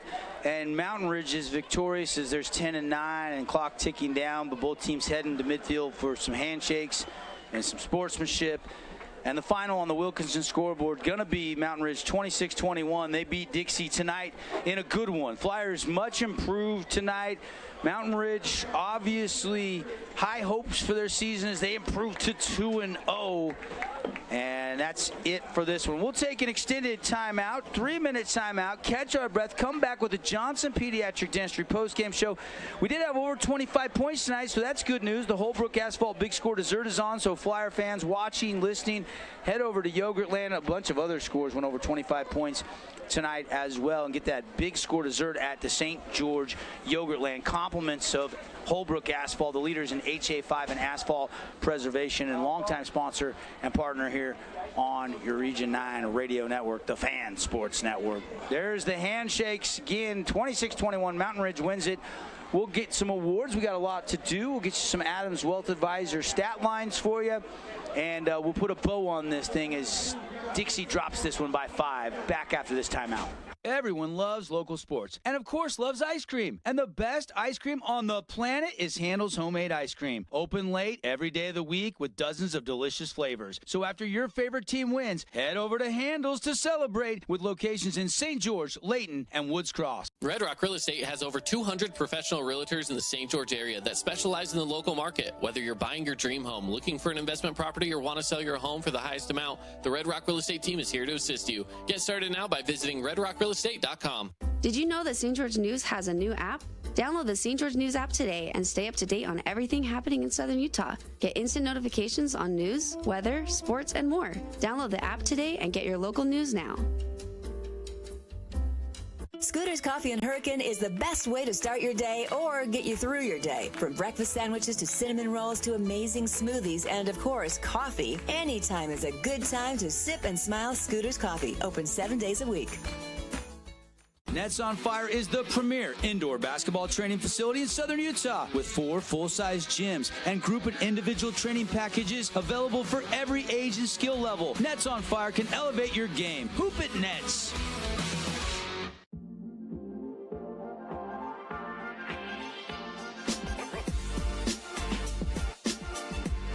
World's extended summer sale, they can not only make assuming it you want the post-game show but sounder. they can make it look cool too by creating a custom wrap. So come check out Tin World on two Riverside and segments see in how their team post-game, can and then we'll make you take a and your 3-minute vehicle break and then feel go back to you in the look studio cool, in that and sound cool. third break, or the second break, Bold after the second statements break. to subtle compliments. Wilkinson's segment House of Lighting will help break, you more we'll come fully back enjoy here for all the segment different 2, spaces in your home. and then we'll stop in and see toss what's to a new. break, and then on the other side you just take it. We'll break down all our equipment. 10 Athletics.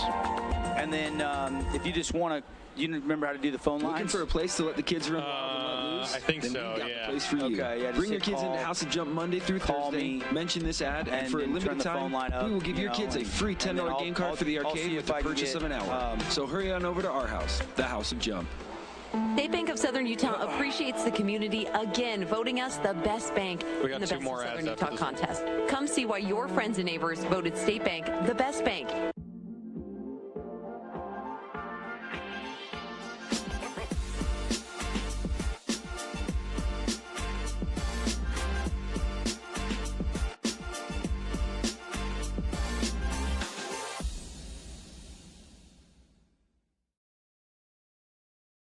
Own property and want to rent it? Then you need the right team with 11 years of local experience, a staff of over 25 employees, and a 4.9 Google rating. Aim to maximize your rental income and find quality tenants while keeping turnover low to increase your revenue and truly maintain your property. Learn more at redrockpropertymanagement.com. Relatives coming to visit? Not enough room? Or maybe you're looking to host a family reunion and need a house with a pool? Metrics post-game show on the Fans Sports Network. Well, we are back at Flyer Field here, and Devin Dixon, Paul Ratliff. Welcome into the Johnson Pediatric Dentistry post-game show. Dr. Cody and staff make your kids feel right at home with all your kids' dental needs. And as always, that new patient special, the exam, the teeth cleaning, the x-rays, all that for one low price. Just $79. You got TVs on the ceiling, so while they're getting their teeth cleaned, they can watch a show. And Dr. Cody, see why so many parents choose him for all their dental needs. We are live here, and great game, great football game, 26-21. For our online viewers, rolling some highlights for you as we'll start to break this one down. We got a lot of awards to hand out, but Paulie, just your assessment of this game, what stood out as Mountain Ridge wins 26-21? Well, the keys were to live it. Keeney. I mean, I thought he was the focal point of the offense, but the story was the supporting cast of the Sentinels. They had so many other guys. It was Glasker. It was Meza. It was so many different guys contributing. Anderson, yeah, the tight end, and the backup running back. Hernandez Diaz, yeah. They were all contributing at a high level tonight. I thought that all those guys were not talked about as much during the week, and I thought that we weren't getting as much news on them, and those guys all blew up. But for the Flyers, I thought it was a really, really good effort defensively. They let a couple long plays, but other than that, they were really stout. Got a lot of 3-and-outs, some stops, some turnover on downs, a pick 6 there. I mean, they had some defensive plays that stood out, but it was a really compelling game on both sides of the ball for both teams, but the Sentinels come out on top. Well, let's start getting into some awards as we start to kind of put a bow on this game. Sentinels by 5, and you know, I think plenty of love to go around offensively and defensively for the Sentinels. Let's start with our Hearst Ace Hardware player of the game for the Sentinels. Do you go with Bingham? Do you go with Kenny? I mean, that last run to seal it and work the clock down. You see Kenny, just great moves, getting out into the open, long touchdown run. Could have had a bunch of special teams yardage, but I'd probably lean Samisi Kenny as your Hearst Ace Hardware player of the game in this one. Yeah, I'm going to go Kai Meza. I think that long play to start off the game, that 77-yard touchdown pass, really set the tone for the Sentinels. I know he didn't contribute as much throughout the game, but sometimes it's like Deshaun Jackson in the pros. When you can pop for that long touchdown pass, it really fires up the team and gets the offense going. So I thought he's my player of the game. All right, so we split the award there. I go with Kenny, you go with Meza. They're both studs. Yeah, they're absolutely. both, and Bingham played well as well. I mean, really good. I mean, Meza and the quarterback Wyatt Bingham are both just sophomores. Yeah, I mean, so much upside, right? So much building you can do within the program with those guys. You know they're coming back for 2 more years.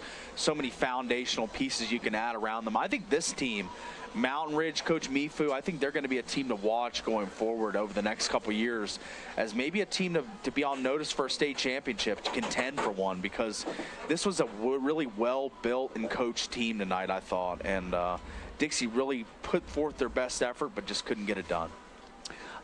You look at the play of the game, and, you know, if Dixie wins this game, you're probably looking at that pick six. The Case and Grover. Yeah, but they end up falling. And, you know, the early lead, they came back and took a 21-20 lead. There was some great plays both ways, but goodness gracious, hard to pick one, you know, and where Mountain Ridge won this game, you know, you almost lean towards one of the plays they made, and down the stretch there, they just were flat out kind of, maybe Dixie's defense got a little bit gassed, but they were just kind of running it right down the throat of the Flyers there. And, you know, a number of plays stand out. In this one, there was the pass interference call. There was a big call late in the game. There was a couple tough calls for this officiating crew to make on a couple pass interference. You heard some moans and groans from each fan base a little bit throughout tonight, but I thought this officiating crew did a really good job. But I'll let you have the final say tonight. What was the AWP playmaker play of the game? Was it that first touchdown early in the game, that 77-yarder that set the tone for Mountain Ridge? I think it was the Jason Bombay Equity Home Loans long bomb of the game in the early stretches of the game to Kai Mesa. You know, there was just, he was behind the defense. You could go with the Keeney run as well, where he went down the Dixie sideline all the way to the house, but I still think that 77-yard touchdown pass was the biggest splash play of the night. That 4th and 2 hitch and go was probably that gave them the brief lead. Yeah. If you were to pick one for the Flyers, or the Grover pick six, you know, both in contention. Yeah, so we'll go with that as our Appliance Wholesalers Plus Playmaker play of the game. Hey, shop local. Nice to know that when you shop locally owned and operated store, that money stays local. AWP. So if you need appliances, you know, you got the big box stores, but you're going to get a better deal buy direct from the distributors at AWP. It's where the local shop. Longtime sponsor here on the network. Our Jersey Mike sub of the game. And he started this game. I don't know if you can count Truman, but boy, he was impressive. The junior quarterback, you know, we might have a little bit of a quarterback battle on our hands with Brock Parrish being out tonight, because I thought he did a lot of really good things, and Coach Munkers is probably going to have a hard time making a decision who's the starter is moving forward as soon as Brock Parrish gets healthy. I'm gonna side with you on this one. I think it's got to be Wyatt Truman. Not a traditional Jersey Mike sub of the game. Didn't come in during a game. Started it from the get-go. No, if you wanted to pick the traditional one, I think I'd almost go Rand Sawyer, because he came in and did some kicking. Yeah, that's right. Because Bibiano Vargas got hurt. Yeah. That's an admirable submission as well. But I was impressed with Truman. That's why I mentioned that. Truman was a field general tonight, distributing all over the field. I thought that he got a lot of guys involved, and he took shots. And I was calling for that early in the game. Later in the game, saw that drawn pass interference by Jackson Barbin. He started to open it up a little more, get more comfortable. I think next week he'll really have familiarity with the offense and really hit the ground running. So Wyatt Truman is our Jersey Mike sub of the game. All right, Jersey Mike's a sub above the rest. Get it Mike's way to Utah, Southern Utah, Jersey Mike's. Okay, that's going to do it, except for one more award. Our Mountain Land Supply, your Bryant dealer here in Southern Utah. Appreciate Mountain Land Supply. The defensive play of the game. Got to be the Case and Grover pick six. Yeah. Got to be. Yeah. Has to be. There was a couple dealer collisions, though, tonight. There Big was. hits. But on both sides, by both teams. Shooting the gaps, some blitzes where they were almost taking handoffs. There was a lot of collisions in this game. It was a physical football game. We had the one right before the end of the half by Mountain Ridge where the Flyers fans were calling for a taunt. Here it is. About a 56, 57-yard Grover pick six for the house call. There's your Mountain Land Supply defensive play of the game. Right on time. Great job, Cannon, our video producer here on the Fan Sports Network. So that's all the awards, 26-21. Thanks to our great sponsors. More of the Johnson Pediatric Dentistry postgame show. We'll take a quick timeout, and we'll come back and put a bow on this thing. And then we're not done. The night is just getting started. As soon as we put a wrap on this one, We'll go back to the studio for the Region 9 recap with Spencer Rodak. But final thoughts coming up. We'll look at the schedule ahead here from Dixie High School, where the Sentinels have won it 26-21 over the Flyers. This is the Johnson Pediatric Postgame Show. Not done yet. One more live drop when we return. Whatever temperatures this... Well, Red Rock Vacation Rentals has got you covered. From 2-bedroom condos to 10-bedroom luxury homes, they truly have something for everyone. Plan your perfect getaway or staycation. Visit St. George, Utah, vacationrentals.com. Nets on Fire is the place to hoop in Southern Utah. Elevate your game with group or individual training with elite coaching. Hustle to netsonfire.org to learn more and see why so many rising stars hoop at Nets. Nets on Fire, building champions on and off the court.